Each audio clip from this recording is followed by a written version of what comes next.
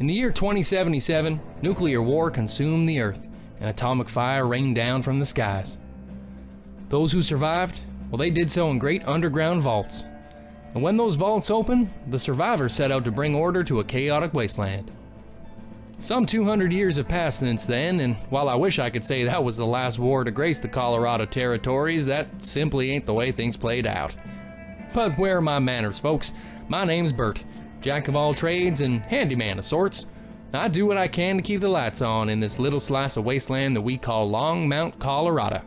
Now, I know it ain't much to look at, but we got a saloon, a trading post, and, well, this old generator here, and well, that's good enough for us Longmounters, especially considering all the trouble in these parts lately.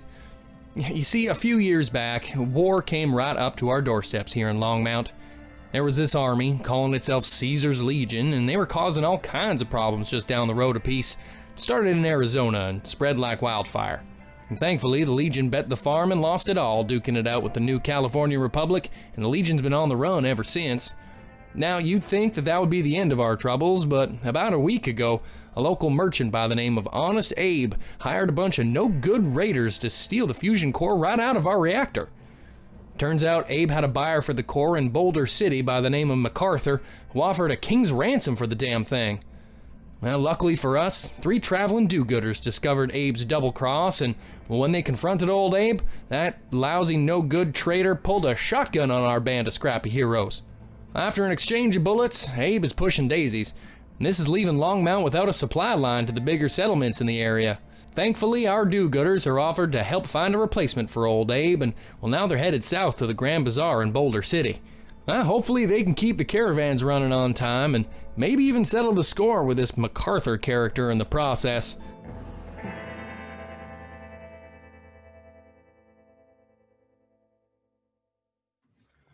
Hello, hello! Hello, viewers, hello, Wastelanders, and hello, players. Hello, players, how we doing today, gents? Loving life, bud. Super duper.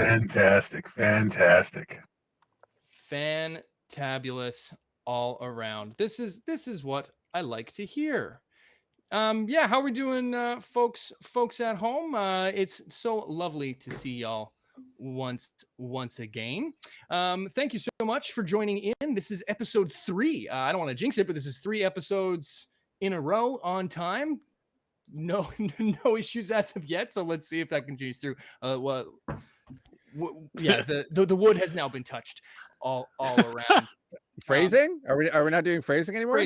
Phrasing. Sorry, not knocked. The wood has been knocked. Rewinding on that one. Big thank you to everyone for returning and tuning in to episode 3 of A Fistful of Neutrons, our Fallout 2D20 adventure. My name is Ryan Danger. I am your ever humble overseer and host of War Games News Radio, where you're probably watching this now on YouTube, but we are also now on Twitch, which is pretty fun. So you may be joining us on our Twitch stream for the first time. So thank you, Twitchers. Is that a thing? I don't know how this works. I'm 12, and what is this? But a big thank you for tuning in to episode 3 of this little experiment. If you're joining us for the first time, we are continuing our campaign using the Fallout, the role-playing game system by Modiphius Entertainment. It's a 2D20 roll-under system, and it is a ton of fun.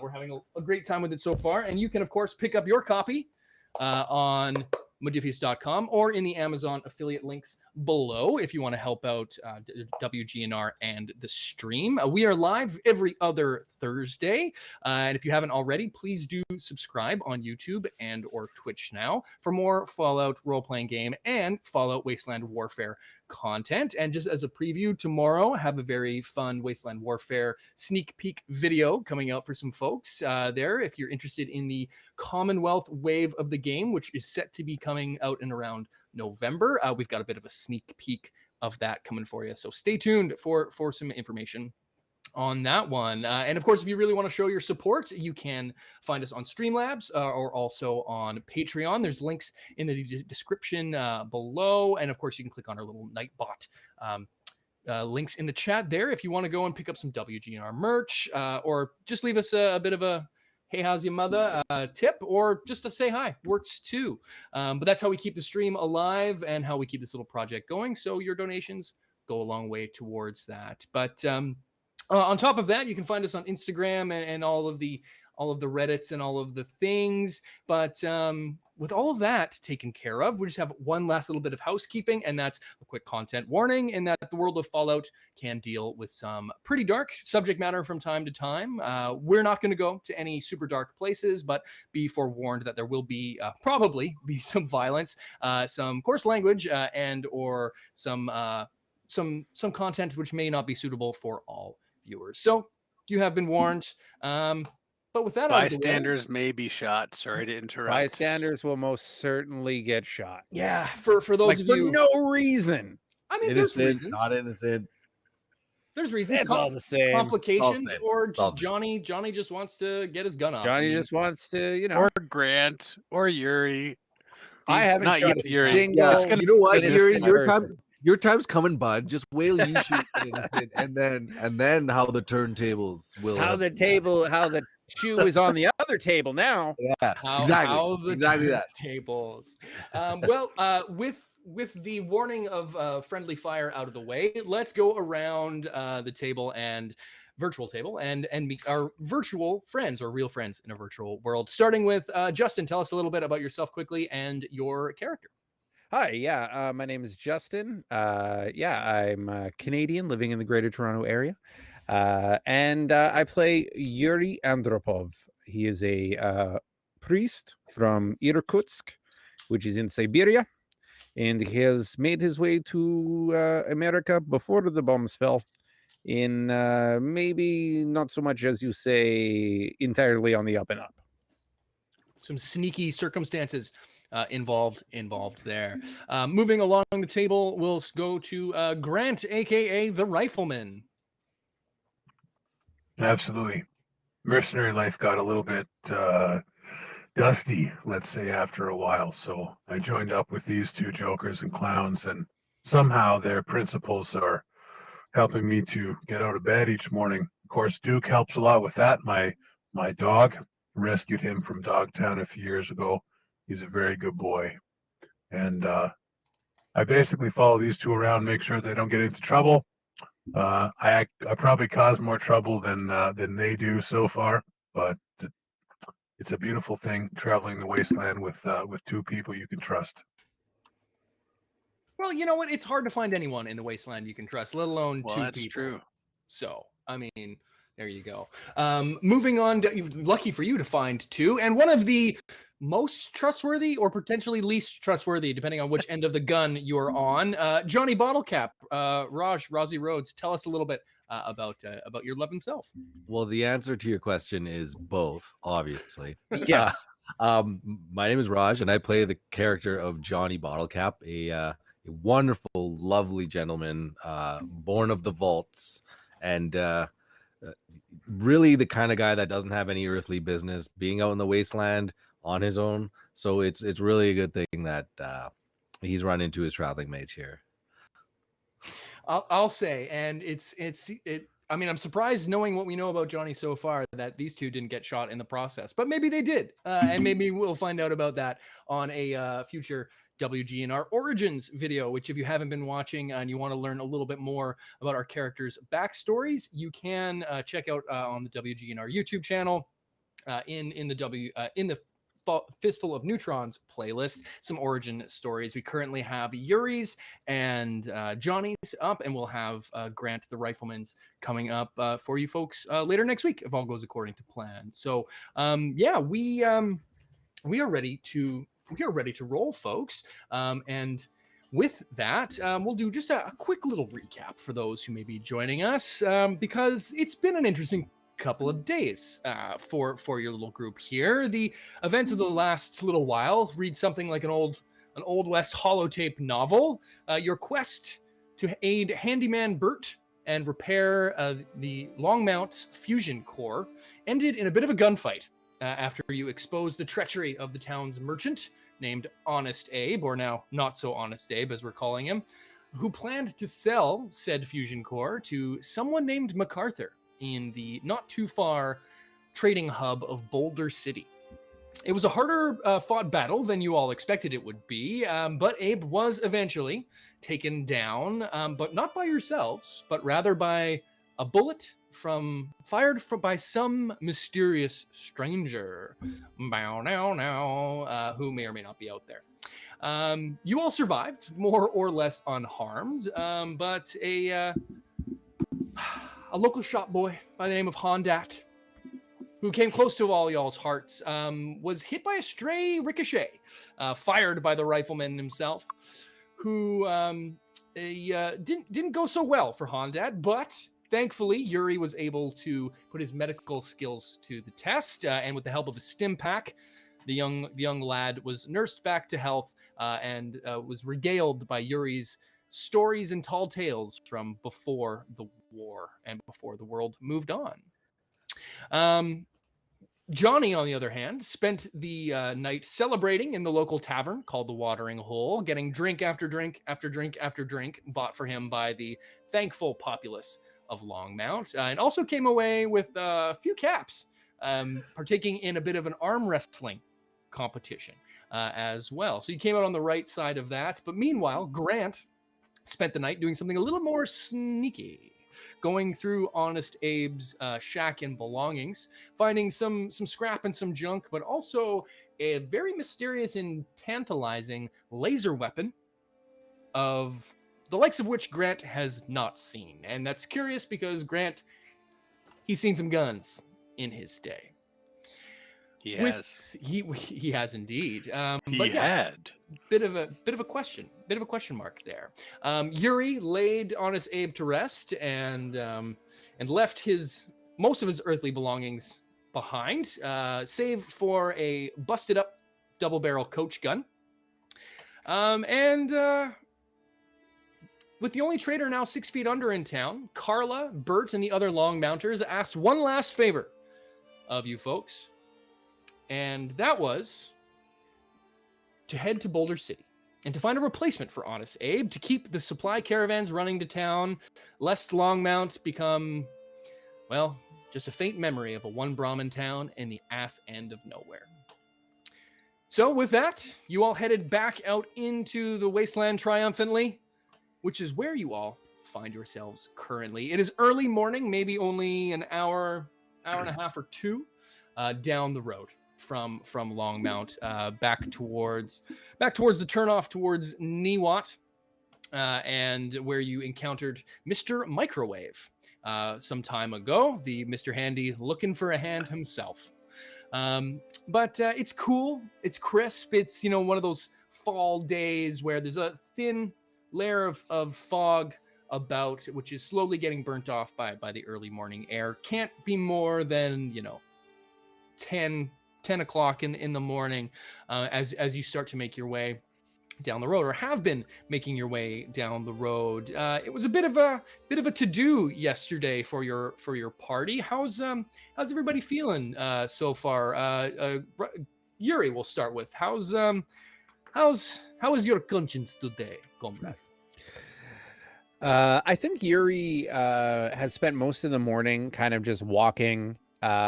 He, of course, has a rosary with him. I think he's just been counting beads and walking in contemplation of what happened at Longmount. And then also, like, Yuri's a bit trepidatious to head to Boulder City.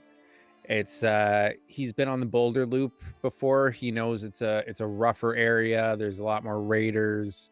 There's slavers. There's a lot of shady folk there that he is not really want to hang around with. And also, like, I'm a ghoul, so they fucking hate me. So I hate walking. I'm a fucking ghoul. So walking into Boulder City Bazaar there is not going to be a super comfortable place for him. I think he is bolstered by Johnny's enthusiasm and also reassured with Rifleman's gun. So he's kind of just walking in quiet contemplation, I think. Okay, yes, it's going to be interesting to see how things unfold for yourself in Boulder, but we may have to burn that bridge when we come to it. As for Rifleman, you spent the night in a dead man's bed. How are you feeling? I suppose everyone's bed is a dead man's bed at some point in time. I'm Deep and terrifying. spending some Yeah, time dark. talking to my dog as we're walking, and I'm out of earshot of everybody else. I guess I need to watch where my bullets are going a little more. Grant is pretty upset because he didn't mean to shoot Hondet in the guts, but he did last time, which actually was just yesterday in my game universe brain. So yeah, he's sort of embarrassed and he's withdrawing inward a bit. So he's being a bit gruff, kind of quiet, leading. He's up ahead doing some scouting, with Duke doing a bit more scouting ahead, even more so than Rifleman is. Trying to avoid eye contact. His tail's between his legs, let's say. Now, Grant, not the dog. I was gonna say. Speaking of which, yes, and thank you, Corbin, for asking. How could I forget everyone's favorite doggo, Duke? How is Duke doing? Because he took a bit of a shotgun blast, I heard. He took a paw shot. He did, but thanks to the miracles of grilled red roach meat, we bandaged his paw. He's still limping a bit, but game mechanics, he's okay. But Yes. I'm extra touchy now because I never want my dog to be hurt. Like I would jump in front of a death claw attack before I want anything to happen to that puppy. So I'm not Well, a puppy. He's like 4 years old, but you know what I'm Sure. saying. I He's always I going to be do. my puppy. He'll always be your puppy. I That's my pulled him dog. off a Yao Guai corpse. He was just nomming on it when I found him 3.5 years ago. So Oh. Another little bit of Duke's lore. Duke Ooh. from Lord of Dogtown. Duke lore. Now, interestingly enough, as the three of you and your animal companions, of course, Enola along for the ride, as well as Duke, you're making your way through the wasteland. Johnny, you're the last human in this party. How are you feeling in particular? Because it was a bit of a, you tied one on a little bit last night. Yeah. John, you know what the thing about about Johnny's day after is he's actually doing a lot better than you would expect him to be. Okay. So I mean, for having spent his night sleeping on a hard, surface top on the bar, and he drank himself silly, he's Yep. actually doing remarkably well. He's kind of giddy with a pep in his step, and he's smelling flowers. He's kind of obnoxious to be around. Oh, there you go. Well, Just see, really it's happy.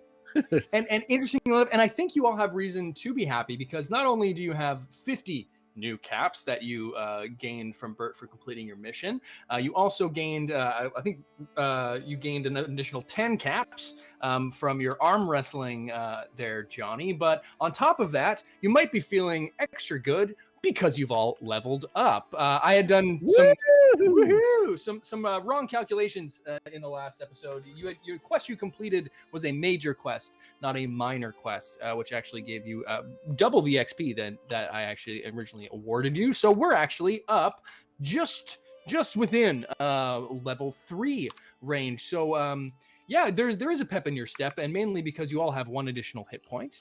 But let's go around the table and talk a little bit about what everyone's gained in their new level.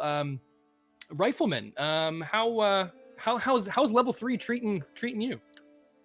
I'm very happy with level 3. I took a perk called Cautious Nature, which is definitely in line with who Rifleman is. When I roll any skill test and I buy a D20, giving you action points, or if I spend action points, Yep. I get to reroll 1 D20 on that skill test.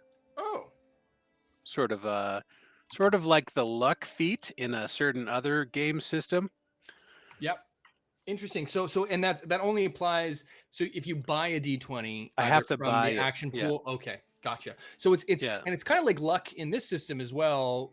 But instead of burning a luck point, you can just use this perk. Yeah, That's yeah. pretty cool. So if I burn an action point, I guess it sort of turns action points into luck points in a manner of speaking.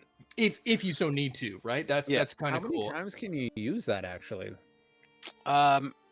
As in infinite, so long as I'm spending action points. Oh, I get it. So like, Yep. okay, so it's an incentive for you to give basically the overseer Yeah. action If you points. want to buy You'll something get a from steady drip of action points, and Ooh. lovely. I, That- I like that. Give me that drip, baby. Give me that Oh, drip. And give me what that did you do drip. as far as skill points? What did you put an additional skill point? yeah. in? So I went with small guns, which is what rifles are in this game system. So Go figure. that's at a 5 now. So Okay. almost at the max. Nice. That's gonna be pretty good for yourself, I think, and for the rest of the party, I think, involved too. Hopefully, fewer bystander shootings in the future. Minimize. I mean, yeah, try. I mean, complication's a complication, and I mean, It's they're not gonna happen. always going to be mistakes. Do happen. Mistakes do happen. We'll go to Johnny Mistakes do Bottlecap next. Your level 3. What perk did you pick, and where did you put your extra skill point? I'm glad you asked that, Overseer. I took a perk called Better Criticals, which, given Johnny's high luck stat, he qualifies for. I'm just going to read the description here. It's like, when you inflict 1 or more points of damage to an enemy, you may spend 1 luck point automatically, inflict a critical hit causing an injury. So I get to effectively use luck points as critical hits. And that sounded very tantalizing. Dude, that's huge. As if your luck It's stack huge. deck wasn't huge enough. That's pretty Huge. impressive. I like it. And sorry, where did you put that that stat point? The extra point I put into my athletics, bringing me to a 3. Okay. Interesting. I like it. You're going to be somebody else's mysterious stranger before not long here, I think. Is that how it goes? Is it just mysterious strangers all the way down? I am Could my be. own mysterious stranger. They're gonna have to some sort of a I'm quantum. gonna get that element to embroidered all for my this. kitchen. Just get a nice what is it, cross stitch of that. Yeah, exactly. Mhm. Be your own mysterious stranger. Live, laugh, love. There you go. And lastly, Yuri, where in the heck have you landed as far as your new level? Yeah, so I think Yuri's been around for a long time, but has not really had the need to do any healing for quite a while. So I think with the interaction with Hondat, some things were knocked loose up in my old rotten gourd. And I have decided to take the perk of medic. So when I Nice. use the first aid action to try to treat an injury, I can re-roll 1d20. So I kind of get I get 3 1d20s instead of just 2. And I think in conjunction with the perk that I took last, which was healer, that's gonna work out really well. I bought both of the healing perks in the game, so if people, You're a cleric. You're a fucking cleric, is what I'm hearing. I'm a little bit of a cleric, but Medic! if people happen to get Medic! accidentally shot, it's good that I'm around. Or intentionally shot, I Or guess. intentionally shot. Really, I mean, you shoot them, we ask them questions, I bring them back, you shoot them again. There you go. I mean, it's a valid tactic. It might work.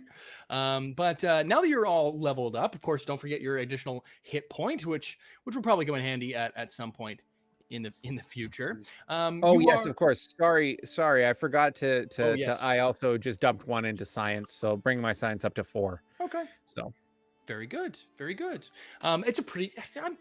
We're not even metagaming this. I mean, you all pick these perks individually in a vacuum, and we're not. That's a pretty well-rounded party. I'm not gonna lie.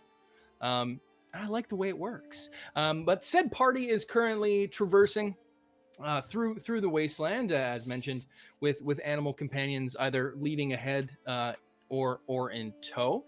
And as you continue your walk, all feeling a little bit more hardy and well rested. And you know what? There is a spring in your collective step. I mean, we got a team of 3 do-gooders who did some good yesterday. We did. And We did. You did, and you find yourselves coming to a literal, and I guess potentially figurative, fork in the road. Rifleman and Yuri, you would both know that the area that you're currently in, the Colorado territories, part of the larger 4 states Commonwealth that was in the world before. This particular area, the road that you're on currently leads back towards Niwot, where you retrieved the magazine for Bert, but before that, you would run into Mr. Microwave again. This is rural route 19. But up ahead, you know that were you to take a fork heading to the right, you would go along a bit of a different route that would still lead you to Boulder City. In fact, going that way would be leading you towards Highway 36, which is part of the Boulder Loop proper, which connects most of it's not a loop. It's a really sort of ramshackle sort of thing, but people call it the loop. Is just what the traders call it. Is Boulder Loop. Those that know call it the loop. If you know. And you would connect to the loop and more of the more traveled and more roads well traveled. It's a bit of a longer hike in that it's more of a meandering journey of sorts. It would take you about 3 days to get to where you need to go, to Boulder. Alternatively, were you to keep going down rural Route 19, it's a straight shot. But it's potentially a little bit more of a tricky one. First and foremost, you would have to either go through or try to circumvent the ruins of Niwot, where you've had some interesting encounters so far in your one journey there, both in the form of some raiders and some super mutants. And also up ahead, you have you can see off in the distance, Rifleman, were you to look, the turnoff where you left Mr. Microwave, potentially waiting for your return. So I will leave it up to the party to discuss. What are you gonna do? Yeah, I think or magical third option that you can just make the fuck up right now. I'm just gonna wander northwesterly at 63 degrees and I'm just kidding. I'm gonna halt in Olame and just say to Johnny and say, Johnny, I believe that we have a certain decision to make, and I'll let out a sharp whistle for Rifleman who's up ahead, and sort of just like have a little bit of a sit down and a strategy sesh and say, like, we have 2 options. One is the short direct route, which will lead us through Niwot. It is much more dangerous and problematic for especially my animal. Enola May does not like to be penned in and cornered in the small alleyways and ruins. The other is the scenic route, which is much easier to travel, safer, and also we have the potential of running across other caravanners there. Strength in numbers and protection in packs, also able to buy wares. I personally would suggest that we take the longer route. It is the one that I have traveled the most, and I would vouch for it. I would also like to mention that I would be interested in checking out that wonky Mr. Microwave as well, but I will leave it up to the both of you for discussion. Well, I think that Mr. Microwave did just fine by us, and I would be much obliged to go see if we could go lend him a hand. Yeah, I guess I make no promises that Mr. Microwave doesn't end up as Mr. Toaster Oven by the time we're finished with him. You can't trust robots. You know, one faulty piece of code in there, and they just go crazy. They've got no morals. They're like dealing with psychopaths, which I've done too much of already. But if it benefits us in some way, and the 2 of you are in, we can stop and see Mr. Microwave. As far as Niwot, if it's going to be a problem for Enola, maybe we skirt around it. I think taking the long way in that case might be good. Plus, I know Johnny, you got some caps to spend, don't you, pal? Oh, my pocket's feeling a little heavy today, boys. You earned your keep last night, I imagine. Let's see that forearm. Come on. Oh, and I kind of I squeeze your forearm in like a, like a grandfatherly, or like, oh, Yeah. what a strong man. Oh my, I'm glad you're on my side. Yeah, Johnny's strength in his right arm only is now a permanent +1. +1. That's canon. Nice.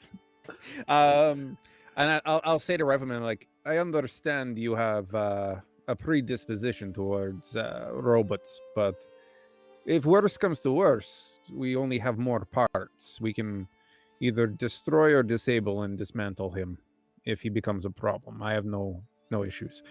Robots do not have a soul. Yeah, I'm into that. Well, what do you say, Johnny? Help out Mr. Toaster Oven and see where the day leads us. Yeah, let's go check him out. Yeah, Yeah, so I so- think the plan then, is to head to help out Mr. Microwave, perhaps, and then head on the longer route, the safer route, 36, I believe. Correct. Yes. Heading on the Boulder Loop proper rather than taking the shortcut through Raider Town. Yeah, absolutely. You come to the fork in the road that would take you to Highway 36, and the following turn off for the Watson's secrets, the Watson Scenic Overlook, where you encountered Mr. Microwave, would be only another 15-20 minutes down the road, and it's a pretty easy march. You're passing familiar territory that you've traversed within the last 24 hours. So it doesn't take you very long to get to said turnoff, where in fact you do see hovering, sort of pacing, if robots and Mr. Handy's can pace, back and forth by the exit of the exit, and you hear getting closer and closer. As you get closer and closer, the befuddled bemusings of everyone's favorite Mr. Handy NPC, Mr. Microwave. Oh, geez. Well, if it's been 200 years, carry the 5. Well, then let's see. Then the Master Long he'd probably be at this point. You just hear kind of going off as you approach the robot. One of his eyes turns around from behind and sees the three of you, and he stops me what he's doing and immediately turns around and excitedly says, "Oh, you sirs, you've returned. It's a pleasure to see you. I honestly didn't know if you would return so quickly. Have you reconsidered my play for help? The master, he's only up ahead just a little ways." We have come to assist you, yes. I've forgotten, remind me in my old age, your master's name again. Oh, why? I'm surprised you didn't know. That's one Mr. Stephen Long, explorer extraordinaire. Have you not heard? Have I heard? Has that name rung a bell with me at all? Let's find out. Let's First fucking roll. roll some dice. Let's play some goddamn Fallout 2d20. Yeah. Okay. Yeah. Let's go ahead and roll. Let's make this an intelligence. It'll be a difficulty 0.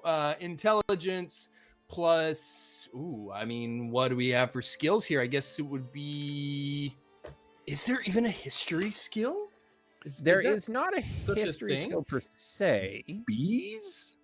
You know what we'll say because of the context of this, I'm gonna say it's the classic intelligence plus survival check. Okay. And someone can potentially assist if they wanted to. I have a target window of 11 on that. That's pretty So- good. Pretty good. I'm I've spread out to the side. I'm like not close enough to assist you.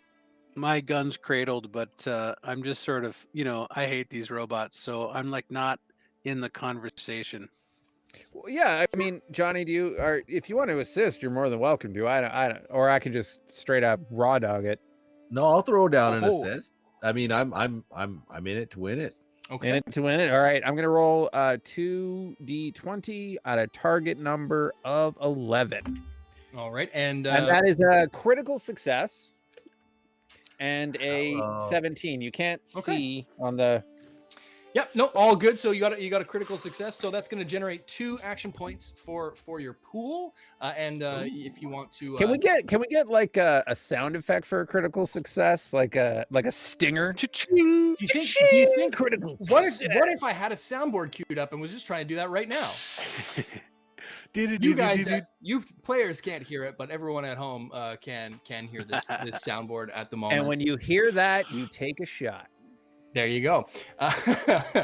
So there you go. Johnny, if you want to do an additional roll as well to try to help out, you could generate some more action points out of the deal.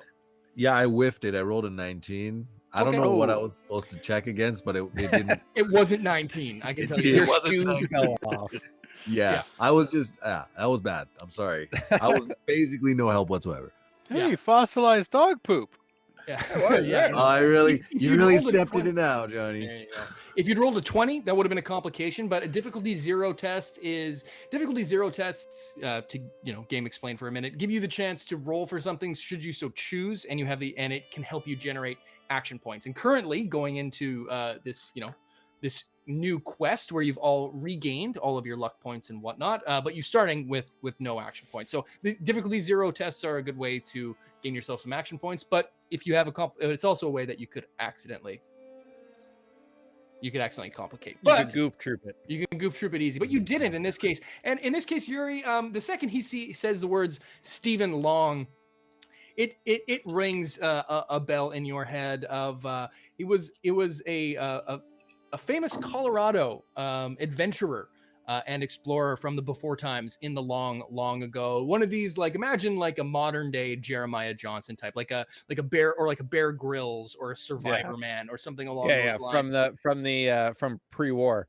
I got you. Yeah. He was I was well like- known as a doer of things in the outdoors, and traversing the Alaskan wilderness with dog sleds and making contacts with unknown tribes in the Amazon jungles. Like, this name is something that like you read about this guy. Yeah, for sure. In books.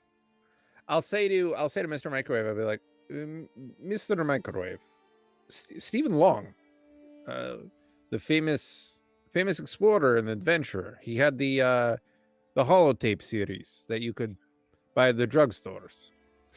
Why, yes, that's correct. Oh, Master Yuri, he was a well-known explorer and adventurer from these parts originally, but he traveled all around the world and all around this great state in particular. Why, when the dark times came, we continued our travels, but things got a lot different, and he got a lot different. In fact, This is what I was going to ask. Does he look a lot like me? why, I'm surprised to hear you say that. We only ever encountered a few others who looked, well, like yourself. Very handsome, sir, of course. You can see his etiquette protocols going For sure. going a little I bit. pick up what he's putting down. Yes. I have a face like melted Gouda. All right, please lead on. And then at this, I'll cock an eyebrow, hard eyebrow, at Rifleman, and say to Johnny, I'll be like, Johnny, it is possible that we are walking into a ghoul den, so please be prepared. Mr. Microwave leads on giddily towards what you can now see in our TTS virtual tabletop. Is this old, very ramshackle looking building. He's heading on and approaching, and as he approaches, he says, "Now, I don't mean to alarm you all, but of course, I told you about the problem I was having here before. Tidiness is one of my main functions, or at least it was before things all went to hell. But I've tried my best to keep things in tip-top shape in our last bivouac here. But you'll have to excuse how the damn roaches, they're all over the place. At least they were. And I got that last one that ran away, but like I said, when we last ran into each other, Two more appear every time I squish one. Hold before you open that door, please, for a moment. Allow me to secure my animal. And I'll kind of like lead Enola May away to like a tree or like even a car or bumper and kind of do like a cough to like my compatriots like Yeah, you're able to find. Yeah, it's an old metal girder side rail of the road, and you're able to hitch her on easy enough. I mean, Enola doesn't really, she doesn't really go far without you, but that was more of a come speak to me, please. Indeed. To the members of my party. I'm gonna tell Duke to go and sit by Enola May. Which he does happily. Oh, okay. All right. So, okay. Just so everyone's aware, and I'm gonna remove my 38 from its holster and say, it is entirely possible that Stephen Long has gone feral, and when he opens the door here, Mr. Microwave, all hell is going to break loose with rad roaches and feral ghouls. So don't say that I didn't warn you.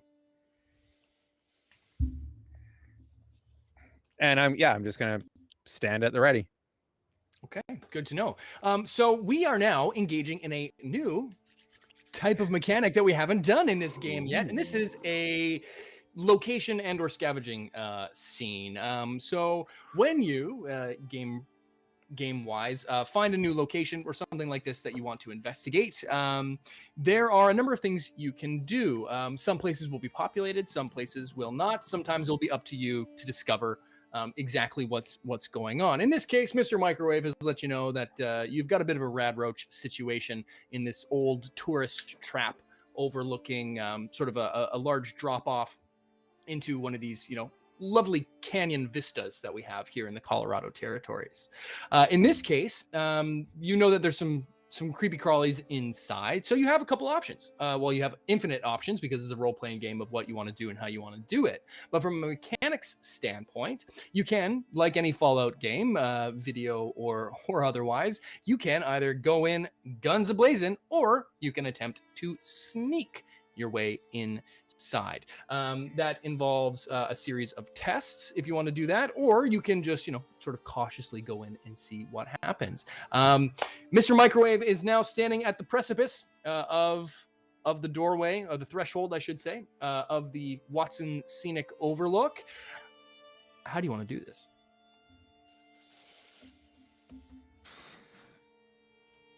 This whole thing feels a bit like opening a Pandora's box. I'm going to set up back here. Try not to get out of my sight. Johnny, I am not very handy in the fight. But if you get banged up, I promise I will patch you up. Perhaps you should knock and see who's home. All right, let's go find out who's in there. Overseer, God these rocks bless, here. God bless this guy. Like, God bless Johnny Bottle. Hey, go. Oh, go open that sorry, fucking Mr. door. Microwave. Let me Go open push that you fucking over. door, dipshit. Yeah, he ran so fast. He's like, "Oh, I'll go knock on that door for sure." Okay. Oh, this door? This door? Yeah, this- Overseer, can I check that these rocks that I'm standing in front of here are would provide some cover? Yeah, we'll say that they're about 4 to 5 feet sort of high. You can sort of scramble your way on top of them if you wanted a bit of a vantage point.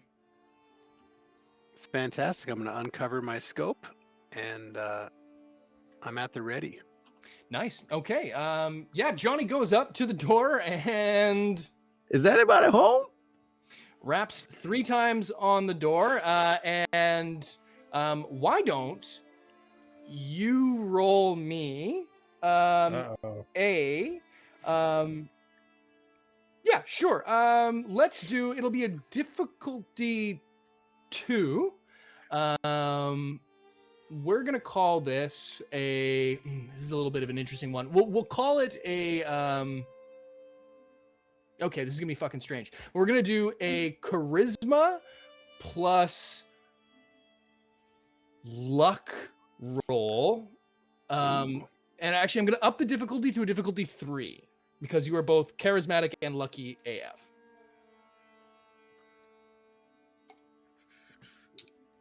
So roll 2 d20s, and what's your target number? So it'd be your charisma and your luck, which is a bit of a strange way to do it, but that's what I'm deciding to do.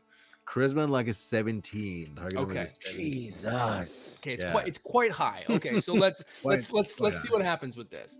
We got these two beauties right here. Yeah, give them What a is that, roll. like a 50? You only have a 15% chance of failure per dice? But it can also complicate, which is tricky. So Right.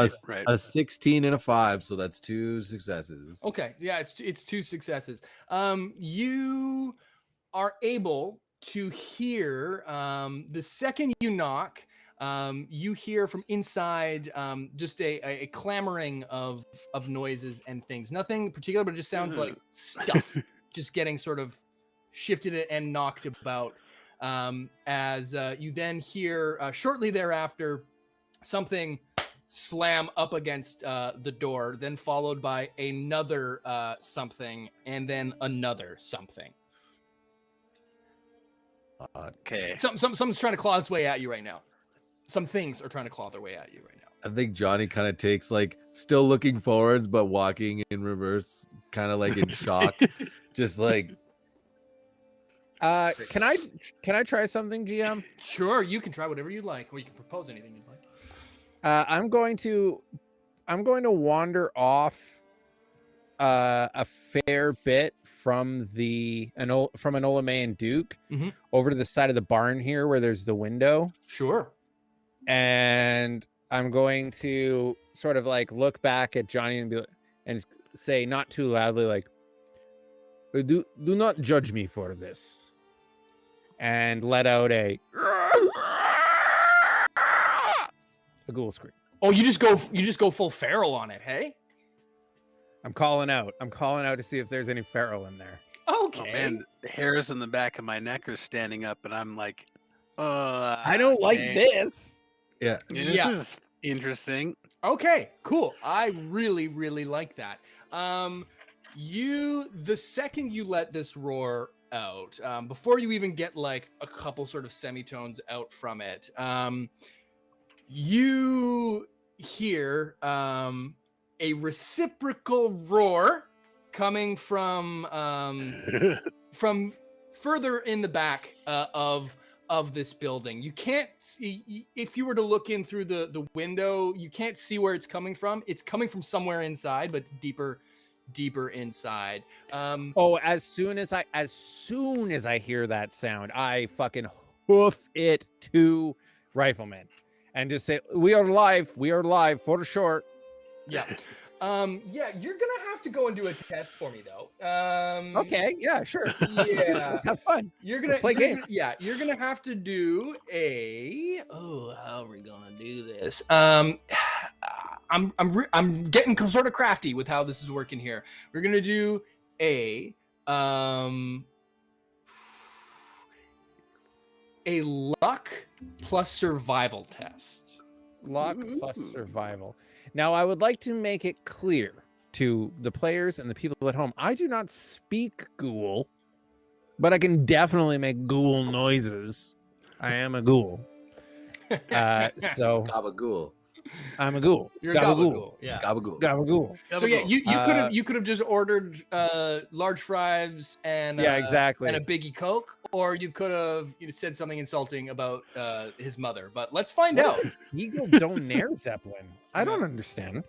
Okay, so that's a 2d20, and my This is going to target- be a difficulty 3 test as well. Was that something about fish tacos? What's that? Huh? What? You know I don't speak Spanish. Okay, so that's my target window is a 4 plus. That's a 6, so that's not great. I'm Not gonna high. buy. This is a hard test too. I'm gonna buy. Can I buy 2 action points from you? You could buy, if you buy two, then you're gonna give me two in this case. You only have two, and to buy two D20s, it would cost you Okay, I'm gonna buy one D20. I'm gonna buy one. okay, you're just gonna buy one. Okay. I'm gonna buy one. I mean, you I'm can gonna buy buy Just more. keep from in me, but you're gonna mind- give me. I have 4 action points now, just so you. Every action point the overseer gets is an action point that feral ghoul gets. Yeah, but didn't I get a critical? I got a critical on the last. You did, and so yeah, Johnny didn't get any extras from his last test, so you only in your pool collectively have 2 action points. To buy Okay, well, one I'm just D20 gonna- costs 1. To buy an additional one after that costs 2. So you would have No. You can buy I'm 2 just dice. buying one. Okay. I'm just buying one. So I'm not going in the hole. I'm getting 3 D20s. Okay. And on a target of 6 or less. Let's see. I'm also going to say that you're too far away for anyone to actually help you on this. Oh yeah. No, I'm fucking trying to speak ghoul. Who's gonna help me? Has Yuri made it back to where Rifleman is standing yet, or is he still on the side of this barn? Let's see how this test goes. Okay, fair enough. I got a 4. Holy shit. I got an 8, and I got an 11. Okay. What is your survival skill number? 2. Okay. So you got 1 success out of 3. As the reciprocal scream comes through, Johnny and Yuri, you both hear, apart from the scream, Johnny, you hear a couple things. Number 1, the chitinous scratching and colliding against the door of which you are standing stops, and you can hear the skitter scatter of little legs departing from the doorway. You can also hear just a fucking racket coming from the back room of this place. And as Yuri, as you move your way away from the building, you do catch a glimpse of through the window. You do see the back door, the back door, or the door to the back, what it looks to be a back room, start to just violently get fucking pounded in. What do you do? Oh, shit. Mr. Microwave Oh yeah. is now spastic. He doesn't know what to do. He's you can hear that? I can hear them back there. But what's that other noise? Is something in there going to get my master? What is that? And he goes for the door. Oh shit.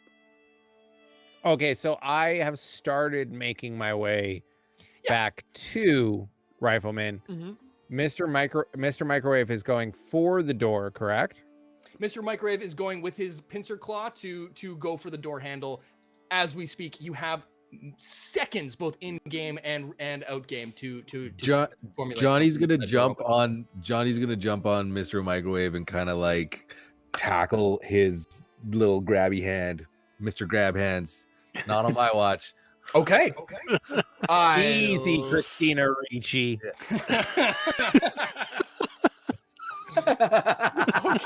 Okay.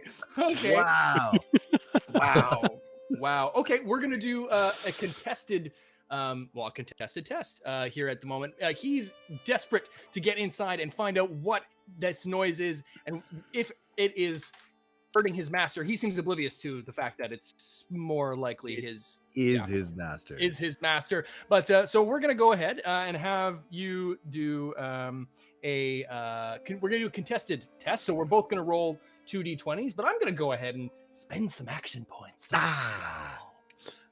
Roll a bunch of D20s. So I'm going to, for the sake of keeping everything above board, I'm gonna roll. I'm not gonna tell you what I'm gonna roll, but I'm gonna roll them.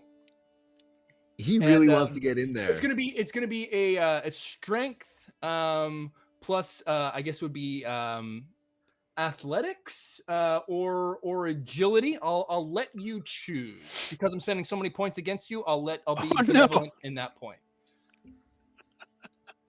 I'm spending my whole fucking pool. I'm spending four action points against So y'all. can I do like an agility athletics combo? Yeah, sure. You know what? I'll say that makes sense because you're both jumping sort of on top of his carapace and going for the grab. Yeah, sure. Going for the I'll say- grabby hand. I'll say rather than you're not trying to be strong. You're trying to be agile. So I'll give you that. You can spend some action points. You can spend a action point to get an extra D20. You could give more action points to me to get more D20s, or of course, don't forget you are the luckiest son of a bitch in the Wasteland, so you can always re-roll stuff if you fuck up, burning luck points. Yeah, so this is contested, so I don't know what my target number It's of going to successes be is. whoever gets the most successes, and I'm gonna be rolling 4 dice against you. I'll just let you know. Okay, Oh, Be the luckiest son of a bitch that we ever fuck. saw. so I'm Yeah. gonna spend one of our action points then and get a third dice, Do it. There was a third dice. and then I approve. we'll of this see if I message. need to use luck points. Okay, sounds like a plan. Let's roll them, baby. Here we So go. what's your target number? Sorry. My target number is 10. Okay. Yeah. Mr. That's not Microwaves bad. is That's not bad. 9. We're in this. So yeah, we're in contention. Here we go. Rolling, baby. I got 2 successes. Oh, buddy. So I got 2 successes and 1 no success. So do I need to beat the amount of your successes? Or do I have to match them? Good question. This tussle, we'll say it's our armor class rules. It's matched. You guys are currently tussling. It's a tug of war. He's Master Bottlecap, please, Master Long. He could be in any number of dangers. We've encountered. John's got him these- tied up, right? There's currently Mr. Handy floating with Johnny Bottlecap. Oh, I'm precariously beelining floating it. on I'm top of him. beelining it to reprogram this computer. He's tied up. I'm running over to open the hatch Okay. and do some fucking jimmy jamming. And Yeah. we're gonna hack him. Okay. You want to try to hack him? Upon seeing Yuri doing this, I was gonna jump out and try to do some sort of non-computer disable on him with my repair, but I'm gonna sit there with my rifle, and now basically I'm aiming it at Mr. Microwave in case he needs a rapid lead injection. We've got Overwatch. We have Okay. Overwatch. A long distance phone call is imminent. Yeah. Good. I see RC Walker in the fan here saying that as far as we know, it may have to be above, is the current thought, but I like the way that this is narratively playing out, and rule of cool is how we like to play things here on WGNR. So we're playing jazz, baby. It's fucking freehand. We're going to go ahead and we'll say rather than do a straight ahead test, there's an option you have to command. Well, actually, I'll let you choose how you want to do this. There's 2 ways you can go about it. You can try to, full on reprogram and disable this robot, but it could go haywire. Or you can try to command, which is an action that you can do similar to how Rifleman you command Duke in combat. It's slightly different when doing it with animals. It works the same. It's a test. But in this Also, case, if they're unwilling, yeah, I mean, it would be like an intelligence. I mean, if you could bark an order at him, right, and see what happens. right? It's up I to you. mean, How you wanna do I like where you're going with that, and I would love to try a new mechanic out, but I think I'm just gonna have to shove a magnet in this goof's brain box. Okay, for sure. To scramble his eggs. Yeah, I gotta fucking just goof this kid. for sure. Scramble his eggs. I Yeah, like while it. Johnny's like bucking Bronco on the back of this fucking Mr. Handy, and he's just like he's not attacking you, but he's getting more pissed off by the moment. You're able to run up. We better make this quick. Yeah, And I have like a bobby pin in my mouth and like reef the back panel off of him. sure. Why don't you go ahead and give me we're gonna keep the stakes are high. This is gonna be another difficulty 3. I guess it's going to be an intelligence plus I guess it'd be computers. So that is, since my level up happened, that is a 13. Okay, that's pretty good chance of success. That's pretty good chances. And I'm actually, since you just blew your wad on rolling all those dice, I'm going to buy another dice from you, sir. Okay. I like it. I have now 1 action point in my pool for those playing the home. Yeah, we're just gonna go ahead and do that because I need the success.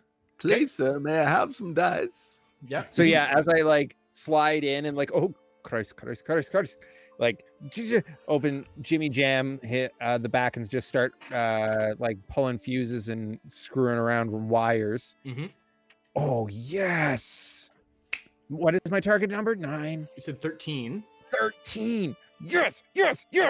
Okay, I got what a do we get? 2. Oh shit. I got a 12 and I got a 14. Oh snap! So that's 3.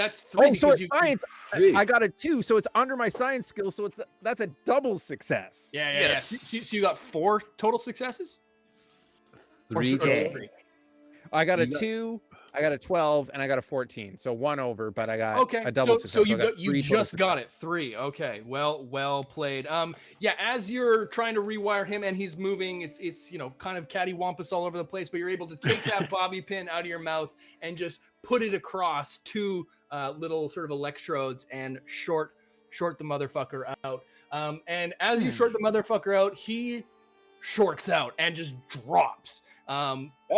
He fully shuts down. Yeah, Johnny, you go ass over tea kettle as Mr. Microwave falls to the ground, because I mean he's a big ass robot. He's like a couple 100 pounds in change, and he hits the ground hard.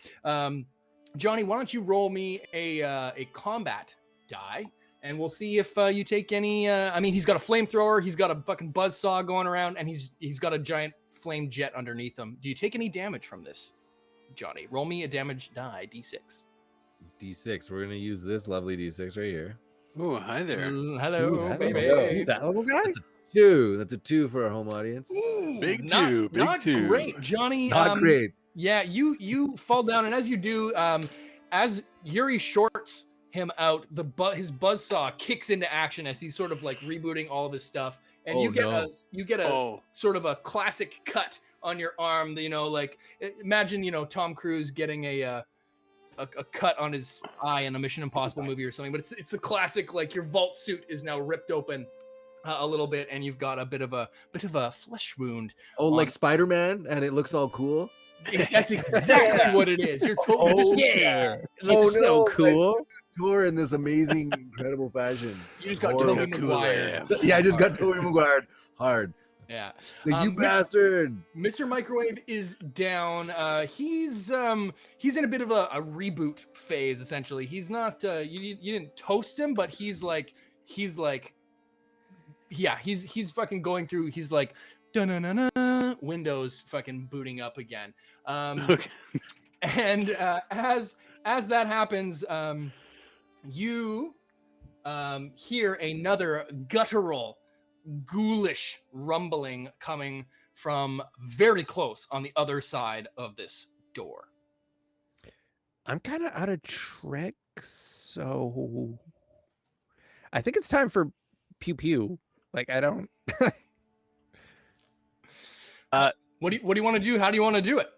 Right, Rifleman, can I run up? I'd like to run up and start tying. Do we have rope or anything? I want to tie Mr. Microwave to the rocks here, so he can't fuck around and find out anymore. You don't have anything on you at the moment. You may have something in. So I have a tire iron. Can I like use it as like a stake somehow, maybe, and like try to hammer like through his leg joint or Yeah. something into the rocks? Okay, sure. I'll yeah, that's kind of fun. I like that. You want to kind of pin him in place, like through his Just like through his like slats and servos and whatnot. through a shock absorber in his leg or something like that, and just like pin him to the concrete so he can't get up and like move. Oh, I know how this is gonna go, and it's Yeah, gonna it's get not- so dark. It's not great, but yeah, give it a shot. Why don't we'll say roll me a roll 2 damage. I'm getting creative with the rules here now, but this is a very outside of the box way of doing things. Roll 2 d6 damage die, and if you're able to get D6 an damage. effect Vault Boy head out of the deal, I'll say this works. Otherwise, Okay, it's I've gonna got be a shot. nuke and a damage point. Okay, you pull it off. You do 2 points of damage to Mr. Microwave, but you are able to sort of pierce him at least temporarily into the hard tack, and he's, for all intents and purposes, for the moment, pinned. But he's also unconscious. Yeah, I'm totally tempted just to put a 308 into his open hatch. I get it. As you do that, like as you bring your rifle up, I will say he will serve as distraction. Move. And Yeah, I try to I'll go usher back you to my spot. I'll go back to my spot. That's fine. Yeah, Okay. yeah. I Interesting. wanted I'm to thinking shoot him that in the those head. ghouls- I'm thinking those ghouls will break through the door at any time, at any moment. If he reboots, he will serve as a distraction for them. Yeah. As you say, the ghouls will burst through the door at any moment. A strength test against the door has gone really badly for you guys.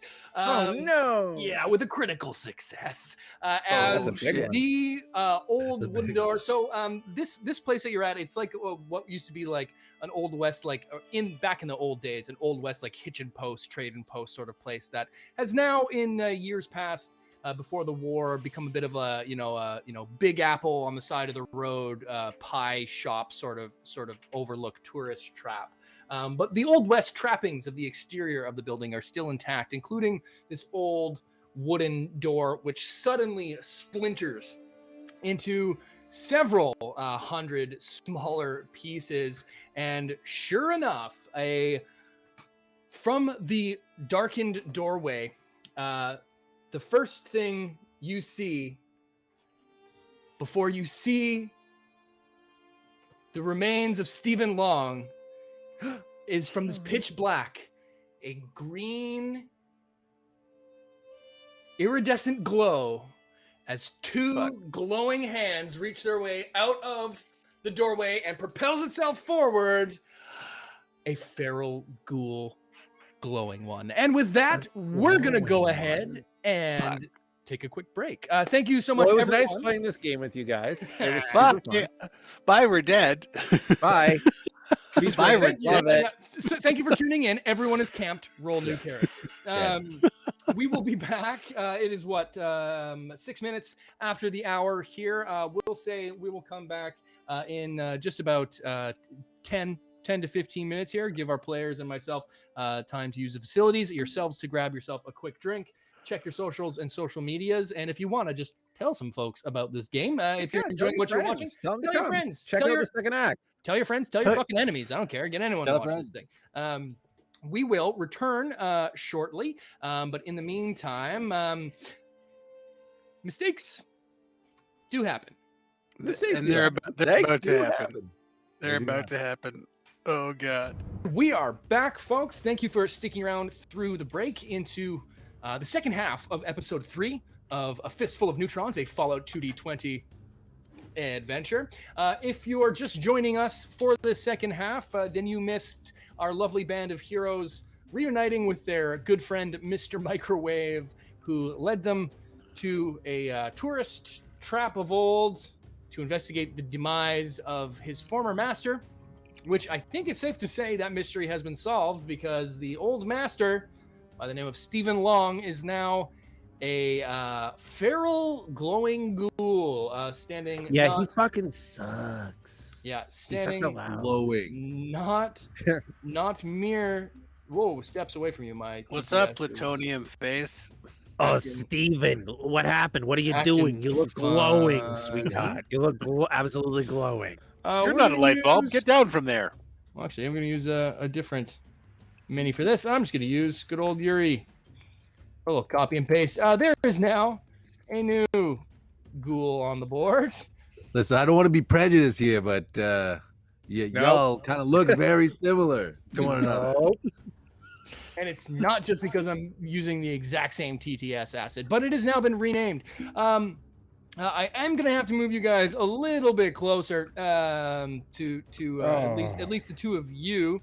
We're A little gonna bit put closer. Johnny on the other side. I mean, it's Did I- it's all theory of the mind, but yeah, you are now staring down a glowing feral ghoul directly in front of y'all. What's your initiative numbers? That's a great question. 17. 11. 13. Johnny's Lucky going last. 13. Okay. And then Yuri. And then Johnny. Okay. I think if we make it out of this, we should take this guy's head and turn it into a backpack lantern. Just saying. Well, crafting and modding post-battle, we'll have to wait post-battle because it is currently a battle. Of course. The fight music will indicate. That being said, it is. I am going to say, unfortunately for y'all, that the glowing one is the one who initiated this combat, busting through the door. So they are actually going to get the first move before. Yeah, he definitely Kool-Aid Manned us for sure. Oh yeah. Oh no. It is now his turn. Who, looking, well, because I just like the way that things go when I randomize who gets attacked by who and what, when and where. I'm gonna go ahead and randomize who our man, the glowing one, goes after. It makes sense. They're lunatics. So. Exactly. We'll say 1 and 2 is yourself, Yuri.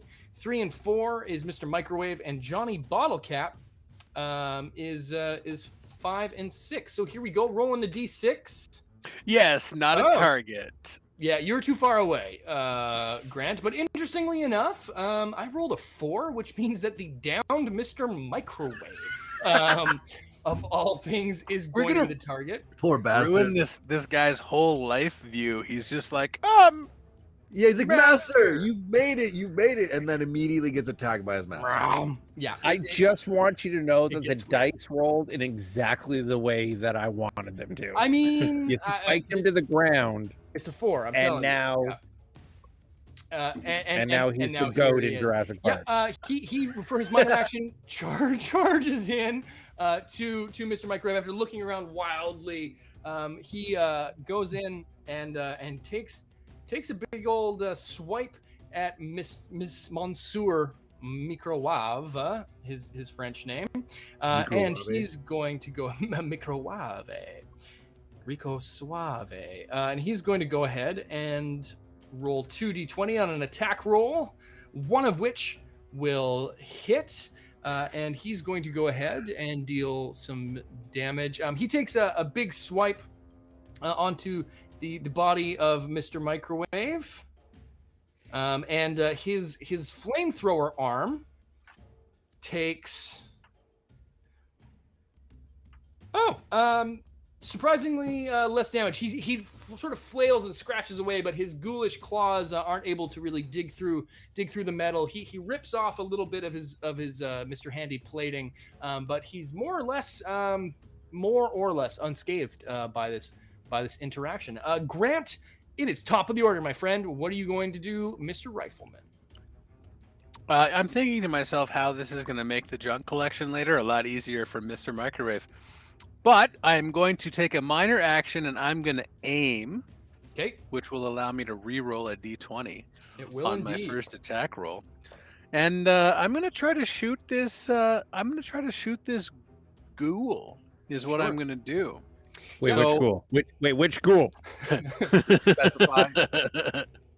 I get confused. Be very specific. I will shoot the glowing ghoul this time. That's what we like to hear. Very good, very good. Absolutely. Okay. Excellent choice. All right, so my agility is 9. My small guns is 5. My target's 14. Because I'm aiming, I get to re-roll a d20. I'd like one action point. I'd like to spend an action point. Sure. You will be giving one to me in this case, but yes, absolutely. For sure. And I'll say, because you're sort of backing away and up on these rocks, we'll say you're one zone away. So you're far enough away that because your rifle's a medium range weapon. It's a medium, yeah. Okay. So if you were, point blank, this would make it a little bit more difficult. And aiming, does that increase the difficulty of the shot? No. It just lets me re-roll a d20 on the first attack is all. Okay. All right. Oh yeah, Yeah. right. If you make a called shot, if you're like, I'm going to shoot him in the head, it increases the difficulty by 1. So this is just going to be a standard difficulty 1 test in that case. Yeah. Hit 'em. So I'm just gonna do that. Oh, so I got a 10, a 7, and a 16. Okay, so that's going to be 2 successes overall, correct? 2 successes. Okay, so you generate 1 for your action pool, which ain't not bad, and you're gonna hit. So why don't you roll me a? We need to see where the location that he is hit on. Okay. Hit location Yep. die. Your shot goes and wings him in the right arm. So why don't you go ahead and roll damage? Alrighty, 7 combat die coming up. I got That's so many. triple damage and a nuke. Okay. Triple damage and a nuke. Okay, so that's going to be 4 damage total, and you have the piercing. I do a characteristic of your piercing gun? 1. Yep, Okay. piercing 1. Okay, so he has a damage resistance. You can see that he's wearing clothes that are in pretty good shape despite the passage of time, and they are of sort of Wasteland apparel, road leathers and some leather armor and the like. He looks a lot like what you would expect someone you would encounter in the Wasteland right now to look like, except for the fact that he's a fucking glowing ghoul. So he's got a decent armor value, but it's not anything too crazy. Your piercing is able to pierce through 1 point of damage, and otherwise you're able to do a total of 3 damage to your target. So I'll let you try to figure out what math that means as far as his armor, but you've done 3 damage to the glowing one, leaving it now Beauty. up to Yuri. Yes. How much of speaking is? Can I take a minor action to speak, or is it like rule of cool? Depends what you want to do. Are you trying to command? No. I just kind of want to warn Johnny about. Yeah, I'll say you can blurt something out quickly. Like you can't have a full-on conversation back and forth. But if you No. It's like one sentence with a comma. Free action. Got it. Yeah. So I'll just say, Johnny, it's irradiated. Stay away.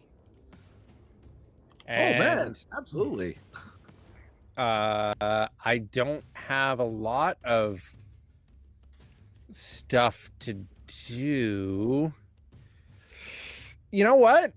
I mean, I'm gonna since we're on a Jurassic Park theme, I'm gonna Dr. Malcolm Reynolds this, and I don't have a flare, but I'm gonna shoot this thing with my stupid little gun. Okay. Yep. My pipe pistol. So that's agility plus small guns, which is nothing. So I can take a minor action to aim. You can take a minor action to aim. Absolutely. Okay, well, Lets you and then that re-roll gives one die me if one you have to. reroll, Yep. correct? And you also have Yeah, an I mean- extra point in the pool you can spend if you want to. No, I'm gonna save those for the heavy hitters. Okay. This is just an annoyance roll because I can't really think of. You know what? Actually, if it's all the same. Yeah, actually, you know what? I have a tire iron on me. Ooh. So Okay, wanna try? I'm. You know what? I'm not gonna do any damage. I'm just looking to annoy.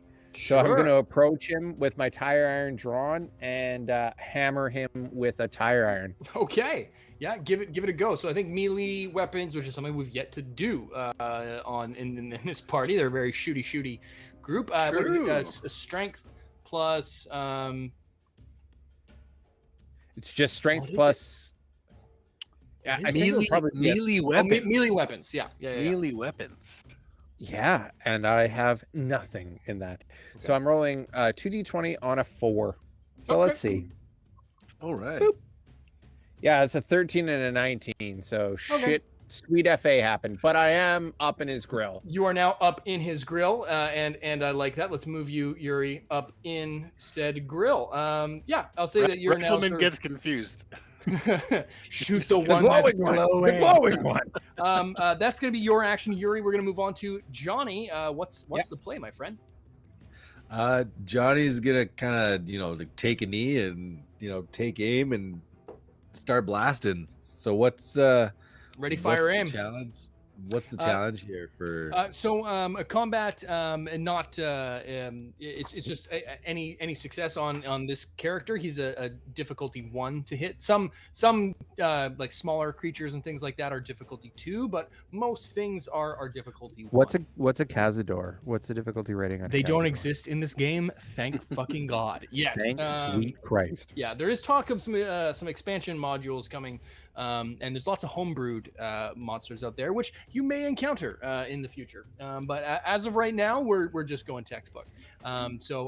Damage. He has a damage. I'll just tell you, he's got a damage resistance of 2, but a damage target of difficulty of 1 to hit.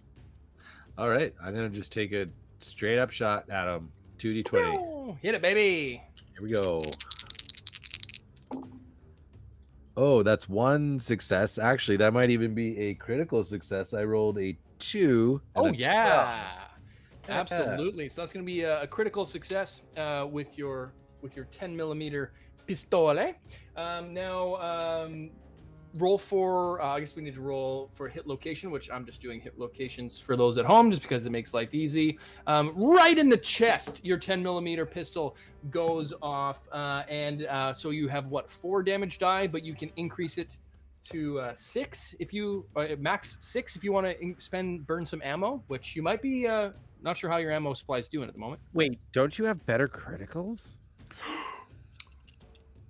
I do. Did you just get a critical? I did just get a critical. Remind me of this perk. Sorry.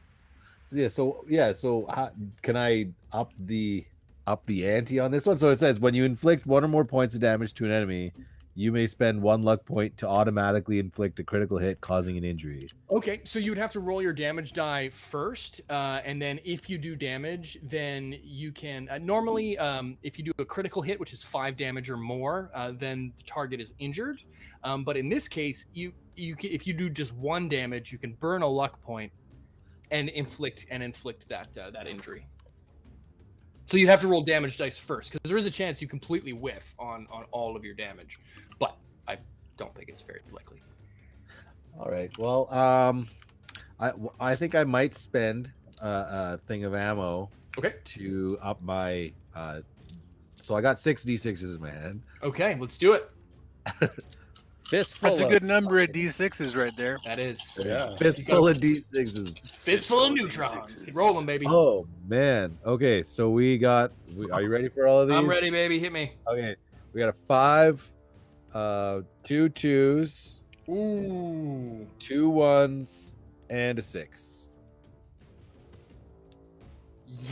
Yowza. Okay, so you, Johnny, you inflict 7 total damage right in the chest. You take aim and you go through again all of your vault security training, and you fire off just. I love that, by the way. That's Johnny's just lining up and being like, okay, and remember, squeeze, don't pull, breathe Step deep. 1, Exhale. Make sure it's fill safe. out the incident report. Safety's off, close eye, and a whiff of 6 shots goes flying and just center mass, pound through. And even without your Beta Criticals perk, you deal 5 of those 7 damage, blows through his armor of 2. And as these shots go through his gooey sort of flesh, these rounds just like the through and through classic just go flying through, taking bits of irradiated glowingness with him, and just these spray of just. Is there like a glow trail kind of going behind him? Yeah. It's like the rounds become tracers as they go through and become irradiated. Yeah, That is sick. really cool. Slow motion glowing Yeah. blood. Just I was gonna say, may I request that everyone saw this occur in slow motion? Absolutely. Yeah. As the vat spins One up at a and you just time. fucking plug him right through. That did a lot of damage to our man. 5 of which, in fact, he's not looking so good after that. In fact, you can now see just his road leathers are starting to pool with his glowing irradiated blood, because he has been inflicted with the bleeding injury. With that, it cycles up to the top of the order. Grant. That's so good for me. I'm very excited right now. I'm a little worried about Yuri being all up in there. Am I concerned I'm going to hit it? me. I'm fine. Yuri's dug deep and he's in some barbarian trance right now. Yeah. He's in berserk mode. His eyes are all crazy. Swinging fucking hammer at this guy or tyrant. All right, you light bulb freak show, suck on this. And I'm going to shoot him again. I'm going to do an aim. Okay. I'm going to buy an action point. Okay. Because, Overseer needs some action points from time to time. Yep. And I am going to shoot this thing with 3d20. Is it a called shot, or are you just taking a shot and seeing what happens? Let's do a called shot. Let's increase that difficulty by a point. I'm going to shoot him in the head, because that feels like a nice place to pop a feral ghoul glowing one. It kind of fits. Ooh, 12, 8, and 16. And my target, 5 and 9 is 14. So that puts me at 2 successes. Dos success. Very good, my friend. Yeah, you have just hit because of the increased difficulty. The shot goes off, smokes him in the melon, and we're going to go ahead and roll that beautiful bean footage for damage. Splat. So this is 4 damage and a nuke. 4 damage and a nuke. So that's 5 damage total, which is going to and one of them's piercing. Piercing 1. Piercing 1. So he's going to do 4 damage total then in that case, because the armor is going to negate 1. This shot rings through, and again, like, you just take out like a giant glowing chunk of brain, just blam goes off. It now with that sort of hit, his head just kind of snaps back and then just reefs back again, and with a harrowing howl, the glowing one reaches his arms, and suddenly a burst of radiation shoots itself from the monstrous creature, and it is going to go ahead and Johnny, no. Unos momentos. This could be interesting. Uh-oh. Is Johnny even in range of that? Oh, Johnny. Okay. So both Johnny and Yuri, as this wave, it's like a full-on like shock wave of radiation just hits you, just this heat and stench, and just you can taste, Yuri, what's left of the fillings in your mouth. Everything just goes like hot, and Johnny, you suddenly just become dizzy and sick, as this could have been worse. 3 points of radiation damage waft over your collective selves. Johnny, how this works is, for yourself, the 2 damage that you took accidentally from Mr. Microwave, those 2 of these radiation damages basically replace those hit points. So your maximum hit points have now dropped by the same number, and in fact, the extra 1 point of damage. So your current, you've only lost 1 more hit point, so you've lost 3 total in this encounter. But your current max hit points is now reduced by 3 from whatever it was because of this radiation. And the only way to let yourself get back to normal is to get some sort of radiation treatment, whether it be a Radaway or a doctor or the like. So you're not feeling so good at the moment. No. Yuri, on the other hand, Oh man, I'm feeling great. I feel like I just took a fucking shower. you're like, I'm feeling stoked and powerful. yeah, you just like, you're like radiation swole right now. Unfortunately, for the sake of mechanics, nothing really interesting happens.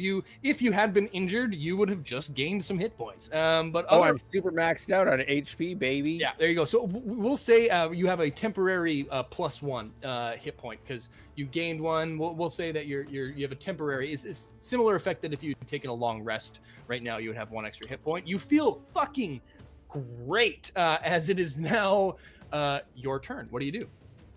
Yeah, I'm going to again. Johnny, you have to get back. And God, yeah, that's the thing about not having like magic. I only have so many things that I can do right now.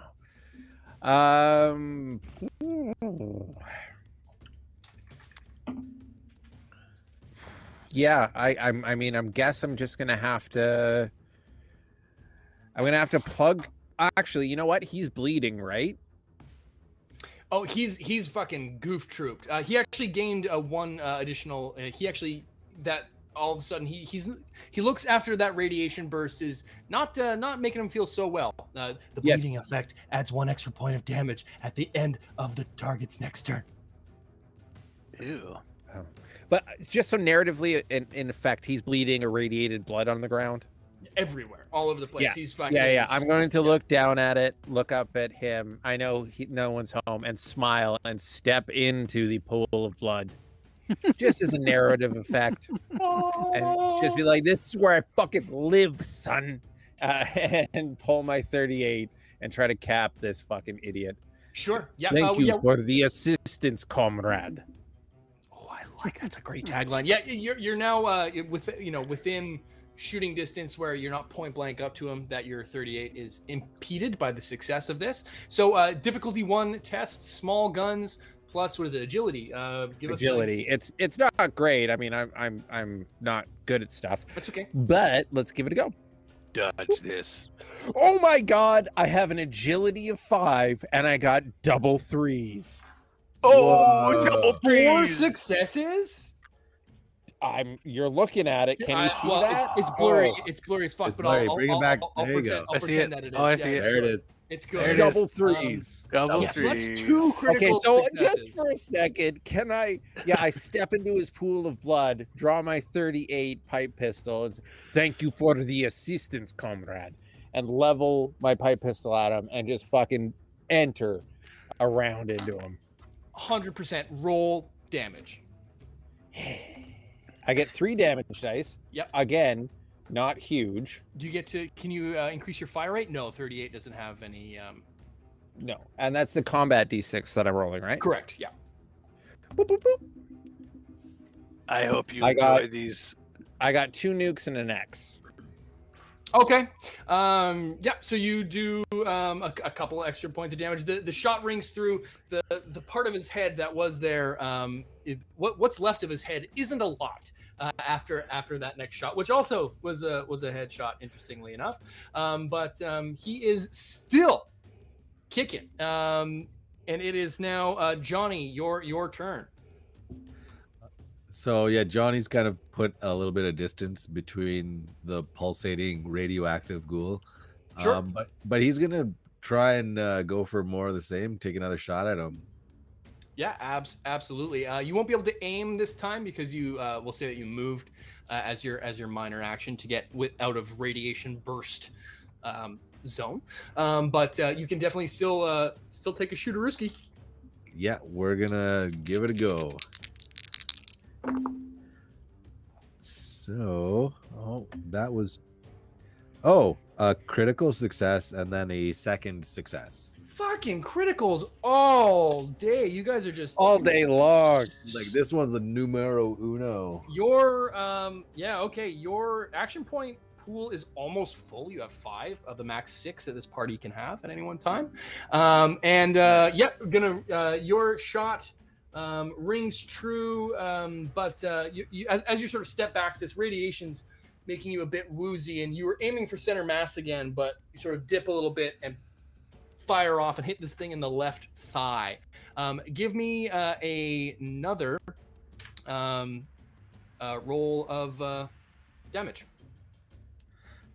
I'm just gonna do 4d6s, standard. All right, so we got a 3, a 4, and 2 5s. Okay, so that's two damage done. But in this shot again, you're pretty woozy, and where you peg him happens to be fairly heavily armored, and in the shot deflects or is absorbed by the leather armor that he's wearing, and unfortunately, you can't see that you've done any additional damage to him at this stage. Mother hugger. Coming up to the top of the round, it is back to Grant's turn, but you notice, Grant, before you're able to even take any actions, you see that Mr. Microwave is starting to stir and come back to life. He is back in action. Back to reality. For back to life, back to Back reality. to Here. life. He is waking up. I am he's pinned, he's awake, that's cool. I'm super not pleased with what's happening with Johnny Bottlecap. Can I tell from where I'm at that this glowing one is pretty messed up? Oh yeah, you can see that he's hanging on, not by a thread, but he's like bloodied, to use a term from another game system. Okay, fair enough. Okay, I'm gonna move. I'm gonna use my turn to move over here, and I'm doing a little primary assessment of Johnny, see if he's okay, because I just saw him get blowed up, basically like a turn ago. Sure. So do you wanna try to do like full on like do some first aid to him, or? Well, I don't have a medicine skill, so I'm just gonna use. Can I do an int? Just a normal int check with no medicine, just to see if I can tell if he's messed up. Like, is he conscious? Is he breathing? Basic stuff. I don't want to take your major action away from you on this. I think you could probably tell by like the explosion radiation burst and like his like subsequent vomiting on himself. Yeah. That he's like he's not great. Johnny, what's your max hit points? So my max was 16, but now they've been reduced to 13, and I believe I'm at 12 of 13 hit points currently. Sure. So like he's not you can see that he's not like great, but like you can see like he's looking a little like green around the gills. Yeah. Okay, so are you saying then the move was a minor action? And me looking at him is just a free thing? Yeah, I would say that like it wouldn't take a genius to see that he just got fucking goosed with some juice. All right, major action. I'm gonna shoot the glowing one. I'm gonna run over, check him out, look at him as I'm going, and then I'm gonna swing around. I'm not aiming this time. Also, I never re-rolled those d20s when I was aiming. I should have done that, but I didn't. You didn't. So yes, I'm gonna shoot. I'm gonna shoot with just two d20s is what I'm gonna do. Okay. All right, 1, 2. Oh, that's 3. 2. Roll it. 14 versus my small guns of 9 and my agility of. Sorry, small guns 5, agility 9 is 14. So meets or beats? Meets or beats. Yep. So that's gonna hit. All right. Let's see wherein it hits. Again, that leg that Johnny was accidentally shot, doing some damage to. You now purposefully aim in that spot, trying to sort of drill down in a clustered grouping and roll that damage, baby. All right, 4 damage is what comes out of that shot. Hello. Okay. Yeah. You are able to do another good amount of damage to. How is this thing still alive? It's a glowing one. Yeah, he's radioactive. Yeah. It sucks. I hate this thing. He's not great. He's barely hanging on, though. It is with that now the ghoul's turn. He's not looking so great. On the ghoul's turn, he sees Mr. Microwave starting to power up, and we'll say that he's a little bit disturbed by this action. And after you're plugging him in the head, Yuri, he backs away from the booting up Mr. Microwave and charges at you. And Yeah, bring it. Little ghoul on ghoul violence. I was about to say some ghoul on ghoul action, baby. Yeah, it's happening. He's gonna go ahead and roll for a That's a melee premium attack on package. you. And he's going to. You can find me at my OnlyFans. Ghoul on ghoul action only. Oh, you know what's the sad part is that definitely exists. Not to kink That's shame, for but it for sure a thing. Yeah. Ghoul Street fights. He takes a swipe and he hits. Ghoul's gone one wild? misses. Ghoul's there it is. There it All right, is. goodbye, everybody. Have a good Right, night. we got there. End on the high note. That's it. Thank you. We have been War Games News Radio. Session's done. Goodbye. Whole man. campaign's over. Well, that's it. That's- Thanks for that's it. watching Fistful of Neutrons, and we're out. The ghoul attacks and hits you, and he hits you for. Well, hits you. He takes a swipe and sort of stumbles forward over Mr. Microwave, clambering up. Gets you in the right leg for. Oh wow, it is not great. It is not great. This glowing one is finally living up to his combat potential. He's gonna hit you for 6 damage, Yuri. Oh shit! Is that all physical damage? He brought it. It's all physical. He also in that deals on top of that 2 radiation damage, which in this case doesn't actually affect you. And Doesn't mechanic do wise, anything for me. No. mechanic it doesn't impact you because you're not affected by radiation damage. But mechanically, it actually doesn't give you any additional. Well, juice thank God either. for that bonus extra 1 HP. I mean, it's 'cause not that bad. God for that. It took me down to But not out. 6, so it just in one fell swoop, half my hit points were just Oh taken. shit! Okay, so I was Yeah, gonna say good. this combat encounter was going a little bit too easily, and it was supposed to be a really tough one. That's kind of more what I thought might happen in this case. Yeah, he takes that swipe, and it does. You've got a pretty nasty looking wound to your leg now. In fact, your leg that is a critical hit. Your armor. Oofa doofa. Your armor is just 1, so in this It case, is. in this case, it's just a critical hit. So you have been injured, which isn't great. I will look up the crippled leg mechanics shortly, but it's not in good shape. It is now your turn though. After your subsequent hitting, what do you do? That's a great question. For a minor action, can I? I'm just trying to think out of the box here. Can I drink this mother effort? Is he still bleeding? I want to drink his blood. I want to get as much radiation into me as possible. Interesting. Okay. Yeah. Fresh take. What? Because I've already taken 2 radiation damage this round. What? Right? You just took 2 radiation damage off of that. You've taken a lot more Okay. than You know that. what? Never mind. That's gonna get too complicated. I'm trying to use his radiation to heal me, but I think that's gonna be too complicated. You know what? Fuck this guy. I'm gonna shoot him. I'm gonna shoot this asshole. I like it. How many? Do we have any action points in the bank in El Banco? Like 5, don't we? We have a You bunch. got a lot. You got 5 in the bank. Yeah. I just Okay. you use a bunch, man, and like Yeah. point. Yeah, I'm gonna have to use a bunch of those because I'm not really good at stuff. So I'm gonna burn. I get 2. I'm gonna burn 3. Can I have 5 in total on this shot? Yeah. You can Can you you? can spend. Yeah. If you want. May I, Mother? May I? If you spend. Yeah, this many. You can buy 2 extras. If you want to buy a third one, you'd go in debt to me for Nope. a couple. Nope. Just the 2. Just the 2 there. I'm gonna roll, and that's on a fucking 4 or less. God damn, Yuri, you're real bad at shooting stuff. He's not that good. That's not He's very not good. that. Oh, good. Oh no, sorry, it's a right. 5 or less. 5 or less. Okay, 25% That's chance. better, I guess. Yeah. That's a 3. I got 1 success. That's all you needed.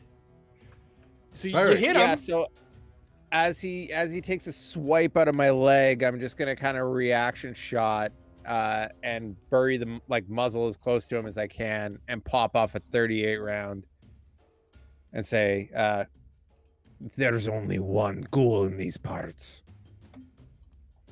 And pop him. Okay. Goof troop him. 3 combat dice. That's 3 explosions.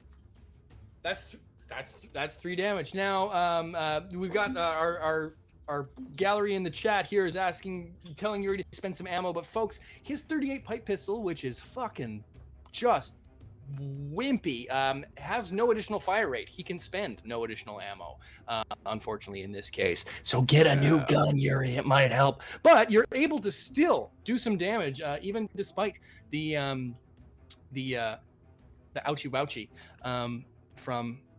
from his armor. So yeah, he's really not doing good now. Oh my god! Like it's like a thread. Maybe if you had maybe two if you had badass moments on this motherfucker. You did. Maybe if you were using, I don't know, a real gun, like a shotgun that you picked up in the last the shotgun you picked up in the last combat, perhaps. It's broken, and You got to put a bayonet on the pistol.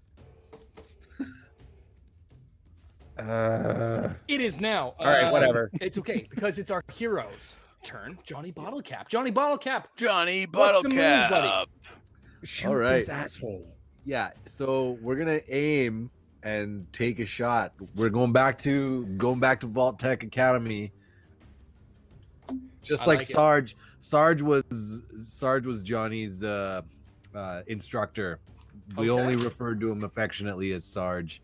And he taught me everything I know. So we're gonna call upon that training. How many action points do we have in the bank currently? You have 2 at the moment because Johnny spent a bunch on that last one. But you can, if you spent 1, you would get an extra D6, and if you then you could clear the pool and then give me some to get an additional 1 on top of that. But you can spend 1 to get 1. Yeah, let's do 1. Let's do 1. Okay. All right, rolling 3. These 3 D20s. Okay. Oh boy. I think I've got 1 success. What am I doing? Agility and small guns? Correct. Yeah, I only got 1 success. But since That I was was all you needed. Oh, perfect. You could re-roll one of those dice if you wanted to try to get some more action points in the pool. But keep in mind that if you roll a 20, you will get a complication. Oh, interesting. Yeah, let's do it. Why not? Sure. Yeah, let's re-roll do one. it. Fuck it. Yeah, why not? Hey, that was a 3. So that's pretty good. That's a critical success, actually. So that's going to generate 2 action points into your pool, bringing the total to 3. Johnny, roll damage. Your shot, again, rings out, striking in the torso once again. The glowing one. Roll damage. Please put it down. I'm spending ammo to so I can roll all 6 of these D6s. Okay. And we're gonna see what we get. Oh, baby. Roll that beautiful D4. Okay, this is what we got. We got a 1, a 2, Oh, okay. 2 4s, and 2 5s. I'm gonna stop you right there. Your shot, again, you are able to remember the keen training you had from Sarge. As your Pit Boy powers up and you shot. And again, another burst, just peppering this glowing one in the chest. And it's now like, it has a cartoonish fucking hole. This size of it, as the glowing one lets out another monstrous roar, as then it just falls straight back, flat out on the ground, bleeding its glowing goop around it. Go ahead and give yourselves 50 experience points. Well, hey, 50 Hey. XP. just as flavor, like as Yuri kills him, I am just going. Yuri's going, Jesus Christ, and then collapse himself as well onto his bad leg. Okay, yeah, we've got two ghouls down. One more so. 2 than ghouls the down. other. 2 ghouls down. I'm not meant to tank, baby. You are that not. did not feel good. No, you collapse down onto the dusty floor as this thing is now just a stone's throw away from you, just bleeding out and twitching a little bit.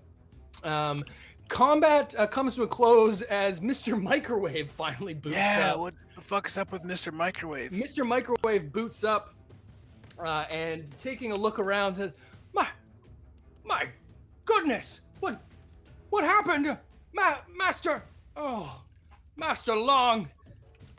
And he sort of floats over to him longingly and picks him up with his pincer arm and his buzzsaw arm. I was afraid something like this might happen. He starts floating on around to the backside of the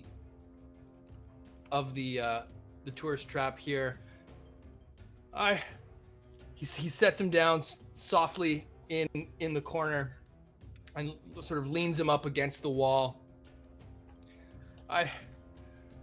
It's been so long, but the last time I saw him, things weren't looking so good. It was he started to turn into whatever he is now. Is not. I swear he wasn't always like this. He was quite an upstanding citizen. He always paid his taxes, made sure of it. I had to do them, but I'm sorry if he didn't injure you all too much, did he? And I kind of look over at Johnny. I think you're okay. He's looking kind of waxy, like a little bit pale. I say, "Oh, we will be fine. I believe that you have nowhere else to go and have no purpose at the moment."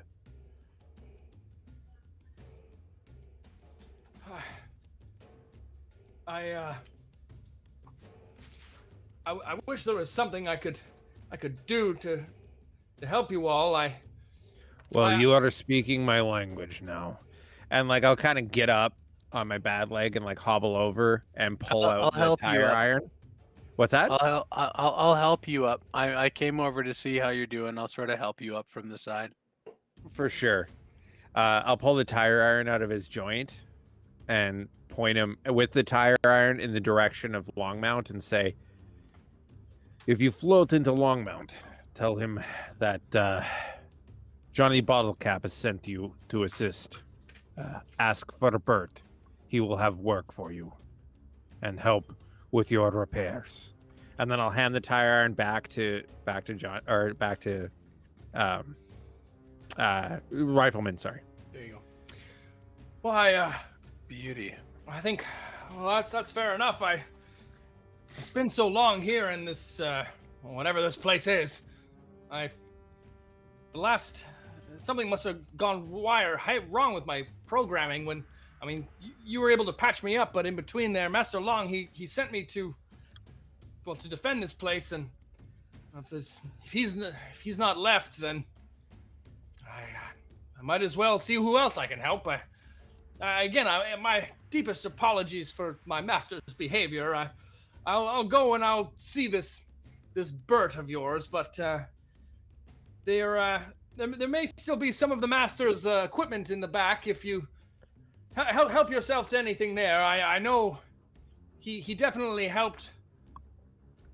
He would have liked you all, at least before.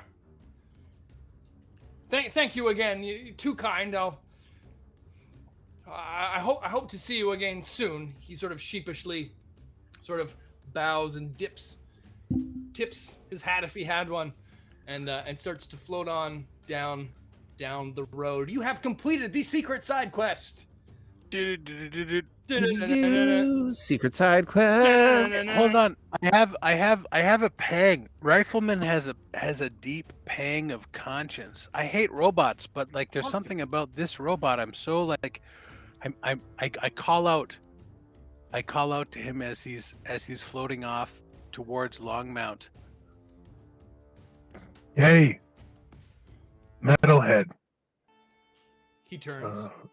Finding purpose in this life is a fleeting endeavor. But as long as you can keep your own code in line, help some other people around you, I guess that's all that matters, eh? I'd imagine so. Purpose. Well, usually purpose is something that my variants have programmed into them. I've never been given a choice before. I hope I make the right one. Turns around and starts to float away. All right. Grant, if you would be so kind. And I'll like whistle over to oh no, she's tied up. Could you help me to Enola, please? Yeah, absolutely, Grant. Very, very careful. Reaches down, helps Yuri up off the ground, and like how bad are you right now? You're below half. One swipe took half my hit. Yeah, you points. got blasted. Right in the leg. We don't have a lot for this, eh? Like I do. I mean, Hold on. You do. Oh, I give you what's left of my delicious stew. Oh wow, yeah, you actually do have stew left. Carla's delicious Carla's stew. delicious stew. It's 5 hit points, and it's fucking delicious. 5 hit points. Yeah. So Damn. I think the way that I would like this scene to like go is you help me over to Enola. I'll grab my pack and like roll it out and like lay down and eat the stew, but then give you the reins for Enola and say like load her up with whatever he has. I will be here. I will whistle or call if I see any danger. And like kind of hand you Enola's reins to load her up for anything that you search. And kind of then just chill out and fucking try to not die. Yeah, no doubt, hey. Sure. Yeah, definitely. We'll I mean, depending on how you guys want to play this, if I'm picking up your what you're throwing down, Yuri, you're gonna stand out here and sort of tend to your wounds while the other two do a little poke around the lookout. Yeah, I'm gonna bow out for a bit. Yeah, absolutely. We'll do a little jumping back and forth. The two of you, Rifleman and Johnny, you step into the very dim and dark Watson's Overlook Station. There is a couple windows on sort of the right-hand side, far wall, putting some beams of light with the classic speckly grossness of particles floating through the air, and it's very quiet and still in here. It looks to be the remnants of as mentioned an old school tourist trap, trinkets on the walls, carved wooden bears and stuff, like some just really kitschy overall, but there are you can definitely tell that you're not the first people to wander in here over the last few hundred years, but you're probably the last few people to wander in here in a decent amount of time. You can see that there are the traces, and it's very easy to see that there's rad roach droppings and the like, but you can hear the odd rustling of rad roach, but it appears that they're for the most part off in hiding. The presence of the glowing one seems to have sent them packing, at least for the time being. Tell me what well, I guess I shouldn't tell you, but I mean there's a few different rooms in this area. There's the main room in which you are all standing, and then you can see the remnants of another broken down door in what used to be the back room of this place. It's a small location, or an average location. Were you to do a search on it, it would be let me reference the quick sheet here. It would be a difficulty 2 test, and it would take around about half an hour to go through it. And it would be a perception plus survival test that one of you could make and the other could assist. Well, I'm gonna assist Johnny if Johnny's cool with that, and I'm also gonna whistle for Duke to come over. Duke has got a great sniffer on him. He does. I'm pretty sure there's some bloodhound in his lineage there. Okay. Yeah, he has the keen senses perk, I believe, which he does have Keen senses. So it reduces the difficulty of all perception tests by 1. So this is in fact going to be a difficulty 1 survival plus perception test. Then. Would you look at that? Well, my perception and what was it? Survival, is it? Perception survival, correct. So my target number is a 6. So is yours higher than that, Grant? Or My perception's an 8, but I'm concerned about. I know Yuri is cool. I've seen him in worse. Yuri's over by Enola, kind of taking some downtime, but I'm not really looting. I'm sort of looking after Yuri. I'm looking down at this ghoul that just got its bloody glowing matter spread all over the ground. And I'm sort of like, we made a bit of noise too, lots of gunshots. So I'm starting to be worried about the surroundings. I'm not going to go inside and check with you. I'm going to stay out here and scan the horizon. That's what Rifleman's doing, scanning the horizon. Okay. all right, Johnny's gonna give it the old college try then. Okay. Yeah, exactly. So is it Johnny and Duke inside doing the little searchy poo? Yes, sir, that's correct. Okay. All right. So then we'll keep it at the difficulty 1 test in that case. And it would be if you want to buy any action points, you can do so as well. And don't forget about your luck when you can burn stuff around. Oh, and you also have the stack the deck perk, which lets you replace a stat with your luck if you want to use that instead of your perception. So it would be 10 plus whatever your survival is. Oh, well, Not to metagame too much, but it would cost it a luck point to do so. It costs a luck point to do so. No, you know what? What I'll do is I'll roll on my 6, and then we'll see if we need to use some luck. Sounds like a plan. Are you spending any action points to get extra dice? Yeah. Do we have any action points banked? You do. You have 3, so you could spend 1 to get a free die, and then you could spend all of them, and then also give me 1 to. Let's just do Uno. Okay. Oh, Here we the go. judicial response. Here we How go. very judicial. We're rolling Roll it, these baby. 3 d20s. Target number is a Let's do it. 6. And here we go. Here we Hey, go. Look at that. I got 1 success. That's the success that you needed, baby. That's Yeah, the you success, baby. with Duke sort of sniffing around, and yourself, you're doing more sort of lookout than anything. You're able to sort of hear that these rad roaches are still sort of skittering about, but they don't seem they seem pretty put off by the gunshots and the action that we've just seen.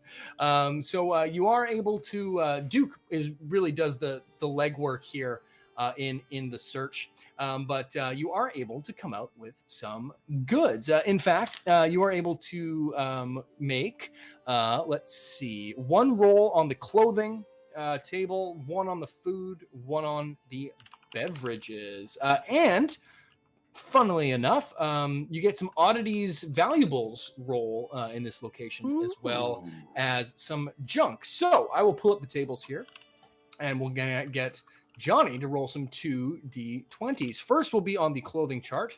Johnny, roll me 2d20s, and let's see what you find. Go, Johnny. Here we go. Rolled a 4 and a 1. A 4 and a 1. Okay, That's a interesting. pretty good roll. That's a pretty good roll. It is a pretty good roll because as you're peeking sort of around through this area here, you don't find too much in the main room itself, but the back room where you can as you approach it, you get a little bit of reading off your Geiger counter on your Pip-Boy. Nothing to really write home about. There's nothing naturally radioactive in here at the moment.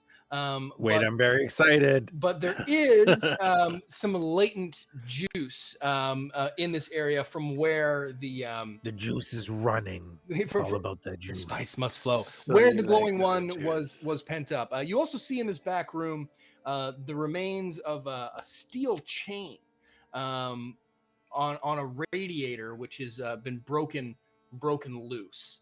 It appears that somebody had made this back room their sort of their last stand. There is what supplies you do find in here are in this back room and very close to this chained up radiator in an old duffel bag. And the clothing piece that you find in there is a Brotherhood of Steel hood, and for our friends at home, it's Brotherhood of Steel hood. But maybe Johnny doesn't know exactly what this piece of gear where it came from, but it's a military style looking sort of headpiece that looks to be somewhat robust. We'll have to look at the stats for that, but that is what you have found. Robust. We're also going to go ahead and make a roll on the food table. So roll me another 2 d20s. Food time. We're going with the same 2 dice. They did well last time. Lucky die. Oh no. Oh no! Dice down. Dice down. Dice down. That was a 15 and a 4.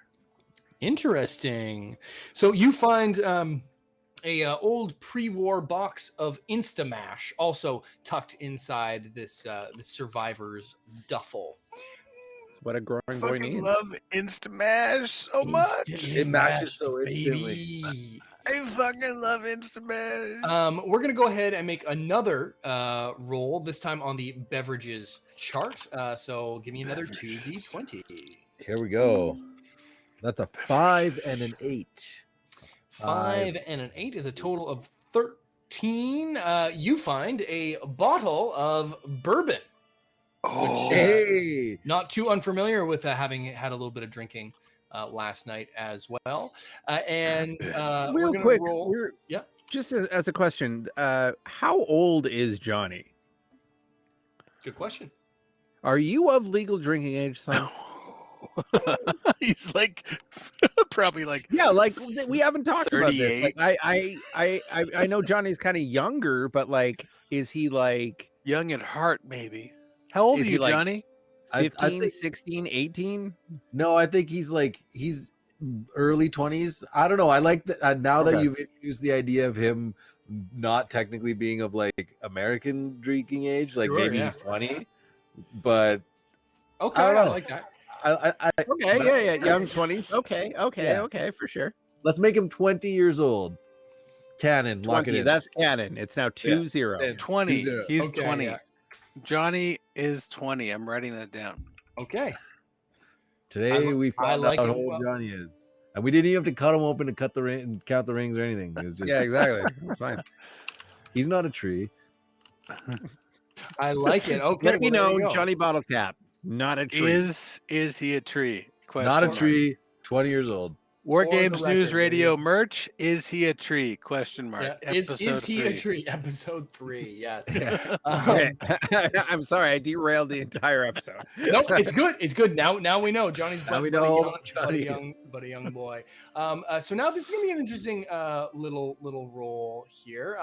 So this is going to be the on the oddities table. So this will be interesting. I'm using the automated loot and location tables by Rainy Day Ninja. You can find links to those in the Discord for Fallout 2D20 unofficial community. It's a great spot. I recommend it. So I'm going to randomly roll here and see what you find because it's going to make my life a lot easier to do so.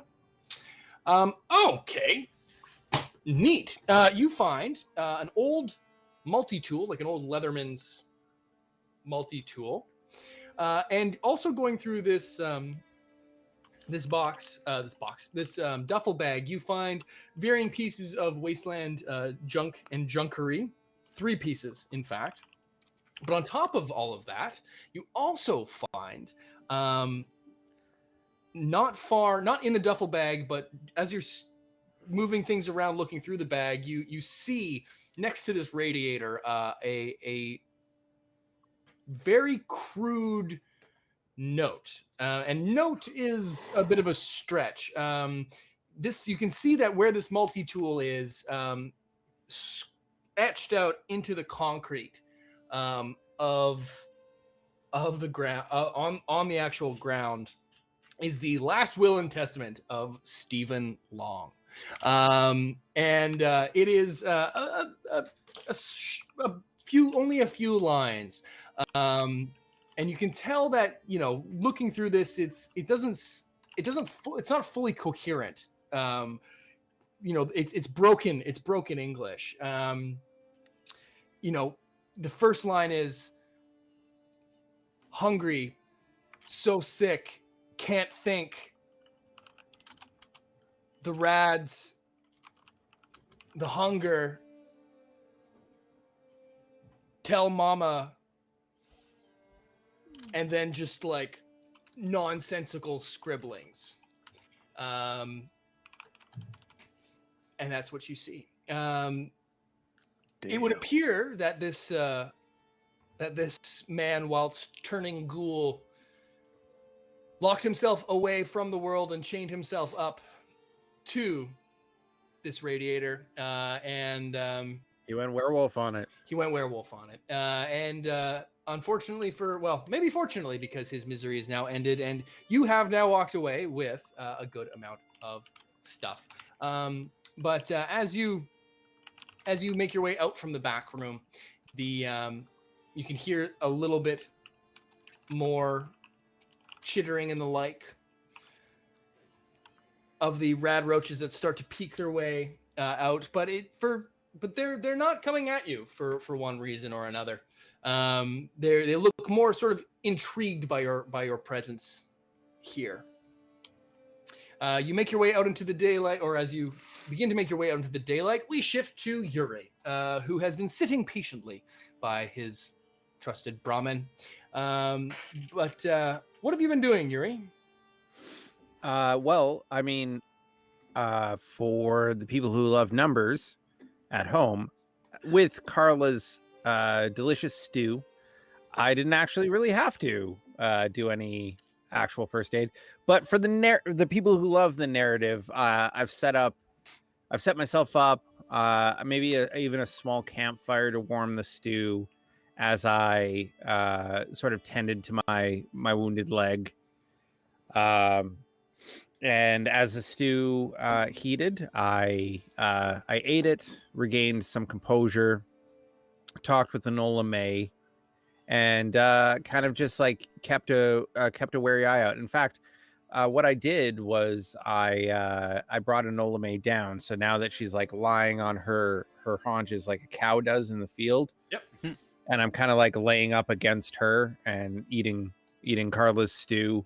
Okay. Just sort of regaining my composure and taking some time watching and listening the boys rustle through everything. I think it's what time would it be now? That whole interchange. Yeah, I mean, it's probably still only about noon or so. You would, you mow down on Carla's rad possum stew, regaining your 5 lost hit points to the T, which is kind of convenient. But your leg is still injured. So you're going to be moving pretty slow. You can try to patch it up with an intelligence. I would love to, in fact, with my medicine brand new and shiny perk. I have a medic perk, healer perk. It is the medic perk. When you use the first aid action to try to treat an injury, you can reroll 1d20. So I will be treating my injury. Okay. I think I'm going to obviously pad my leg where I'm bleeding and splint it for the journey so it can heal. And I will roll 2d20. Roll 2d20. It's a difficulty 1 intelligence plus medicine check. Well, good news for me. My medicine is 2 and my intelligence is 9. Not bad. So it's an 11 window. And that is a 9 and a 12. Okay. So I got 1 success. You got 1 success. Not bad. Do you want to use your perk and re-roll one of those to try to generate action points? You know what? I would love to, actually. Sure. And that is a 10. Most outstanding. Rifleman, why don't you go ahead and you said you were sort of scouting out the area whilst doing while this was all going on. Why don't you go ahead and give me a perception plus survival check? I got you. Perception 8. Survival 2. Difficulty therefore is a big old 10. Okay, and this is just going to be a we'll say it's a difficulty 2 test. Yeah. Okay, difficulty 2. Oh, that's 4 dice. Only rolling 2. I rolled a 2 and an 11, so a Damn. 1 is a definite success. Yeah. So you What is a generated, very hard success? generated a lot of action Yeah, points there. Yeah, your party is now full up with action points. Actually, which ain't half bad.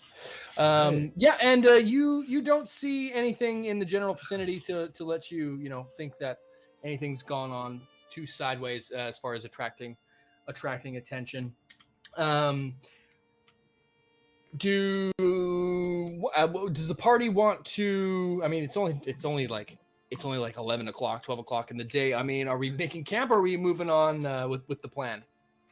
I think after I've splinted and patched my leg, had a bit to eat, I think taking a short, quote unquote, short rest. Yep. I will get back on my feet and take Enola May and sort of pet Duke behind the ears and say, perhaps we will meet up with our compatriots. And yeah, head on down and see what they've rustled up and sort of like push in the door with a... I've got a little bit of... I've got a stick as a walking stick, so I'm going to push in the door and say, are you ready to move on yet? Or are you done ransacking this place? Well, I think we got everything we're gonna get out of here. Well, we have plenty of daylight left. I'm hale and hearty, as it were. So Johnny's wearing that Brotherhood of Steel hood, just like over top, Nice. just kind of draped. He doesn't really know what it is or how. Oh, it might wow. be used. Go figure. I'm looking to see what it does right now, and here it is. It looks adds like 1 energy looks like- resistance. RC Walker provided the stats in the chat. 1 energy resistance, So they did. worth 12, rarity 2. Not Hello. bad. That's a good little unit. Yeah, I just looked it up here as well. Yes, not too shabby. It's he'll basically put that on, and your energy resistance on your noodle goes up by 1. Oh yeah, that's the first good. thing he did. That's the first loot that Johnny found. He put it immediately on his head. Like that's forget about it. Nice. Yeah, it's a weird looking thing. It's like it's almost like a balaclava, but the whole face is empty. But yeah, you're able to strap that onto your noggin as the party meanders their way back down the road towards the turnoff of Highway 36. The rest of the afternoon is surprisingly uneventful compared to the morning that you've all had in the last couple of days, which even for a group of traveling mercenaries, which it carries such a negative connotation, the word. Doesn't But I it, mean, though? it does. It doesn't have to. You're just, hired guns for lack of a better word. But Available for hire. you have guns, you can pay money, and you'll point them at people. It makes sense. But the How rest long of the have you been afternoon- shooting for Uber? the rest of the afternoon goes by, fairly quickly. As you're making your way to the off turn of Highway 36, and then make your way to Highway 36 proper. The road continues on, and as you go through this sort of winding loop towards Boulder City, as mentioned, it'll take about 3 days on this current route to go about. It would take significantly longer with that busted up leg, but because of your medicine skill and check, you're moving at the same pace, but that leg is still not looking great. If you get hit there again, even if it's not a critical hit, it will be re-injured. So We're gonna go ahead and stay out of combat for a little bit. We're gonna take a breather. that's not a bad plan. Do you guys want to try to are you trying to be extra cautious or anything as you go down the road, or are we just business as usual? Let's be extra cautious. Yeah, I mean we can slow it down. We can definitely I'll pad Enola's bell so we're not making noises, and Okay. take it nice and slow. Let Duke and Rifleman scout a little bit further out. Sure. I would say that if Rifleman spots any third parties that appear to be traitors, then I would not be so cautious. Yeah, we But, definitely want to talk to those people. Okay, yeah. sure. Also, Yeah, Johnny's kind of spreading. Johnny's trying to like use mud to like treat his radiation burns. He's like, because it's Buddy. cooling the burning sensation of the radiation. He You're doesn't not I'm know. gonna go ahead and caution him. Not, Johnny, no, Johnny, you don't understand. It is not heat as you know it.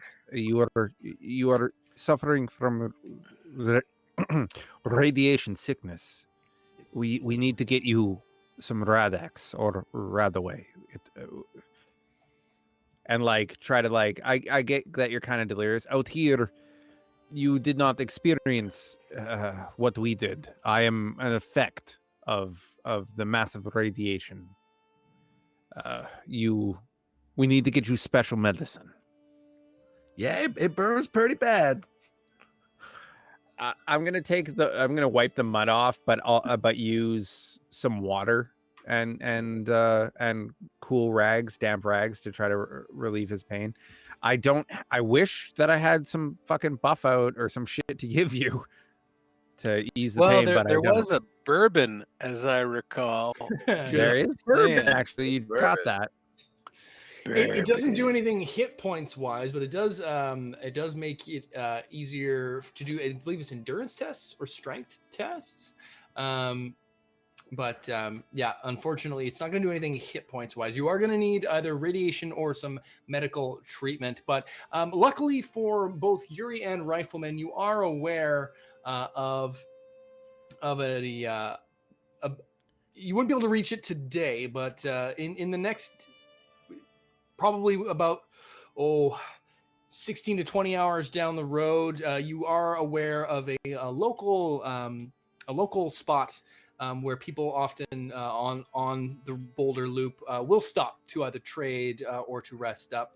What's known as the Altona Hotel and Resort, which is about a day and a half's route out, or about a day's route out now. You could reach, but not within this current day. You would have to keep hucking to make it there. But as you continue down the road, there is a little to stop you from your way. I mean, you come across the odd cars and things like that scattered about. But why don't you go ahead and Raj, I'm gonna need you to pull out the D100 quick. Oh yes, here we go. D100. So we're coming to the end of today's session, but before we leave off, as you all are traveling, we're going to do a D100 roll using the random encounters chart that one of the random encounters charts that are available on the Modiphius forums. You can find a link to those either on Discord or I should have one in the YouTube description here as well. If not, come and find us on Discord and we'll make sure that you can get connected to that, but it is available on the Modiphius forums. So why don't you go ahead and roll that beautiful D100, my friend? We got ourselves an 89. 89. 89. 89. Here. Feeling fine. Let me find what 89 is on this list. That's a big number. Hey, it's one of the biggest on the dice. It is one of the biggest. I think also 89 is basically one of the biggest numbers. It's just one of the biggest pretty numbers.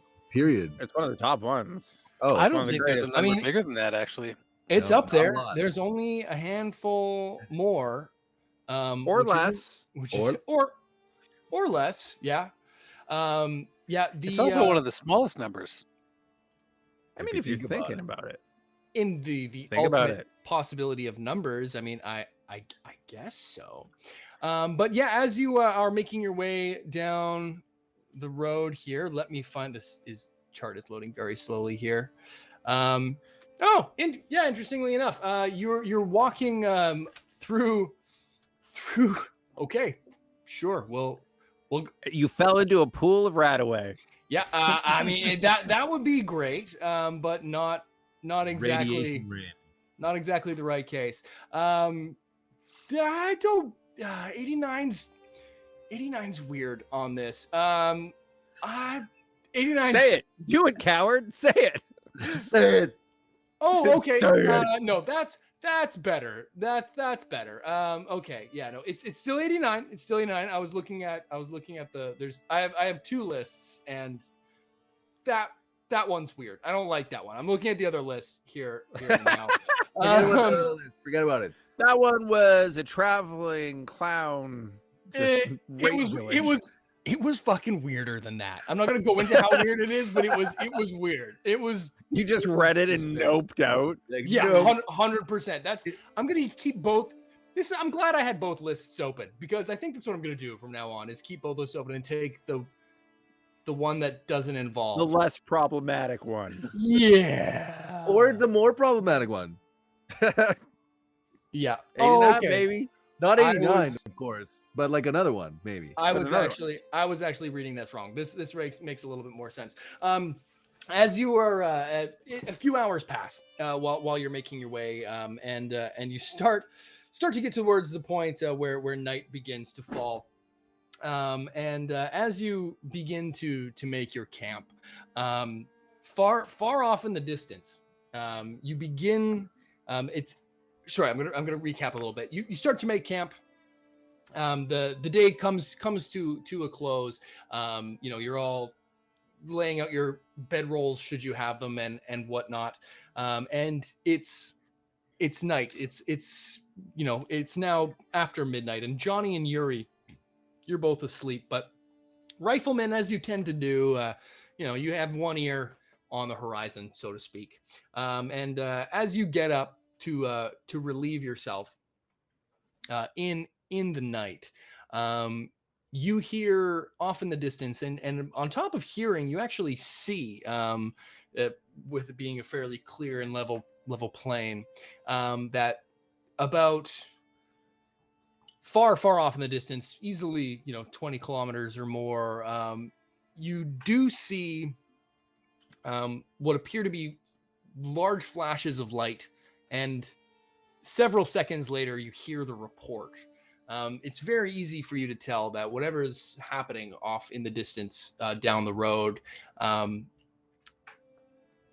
explosions, and they're coming in the direction of the Altona Hotel and Resort. But that's where we're going. And we're going to leave it there for tonight, folks, because we actually went a little bit longer on this session than we normally do, but we had a little bit more of a tangly combat encounter than we've had so far. You folks have gained some experience. For those keeping track at home, you've gained 50 points of experience from putting, well, we won't say defeating, we'll say putting to final rest, which seems to be kind of thematic for this party. The intrepid adventurer Stephen Long. You also passed, if my math is correct, 3 difficulty 3 tests, which means that you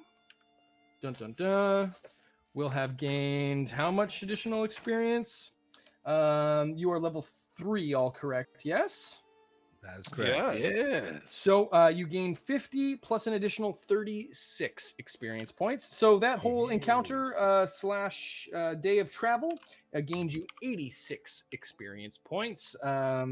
So you are now at 386. So congratulations. You are still far off from your next level, but you're chipping away.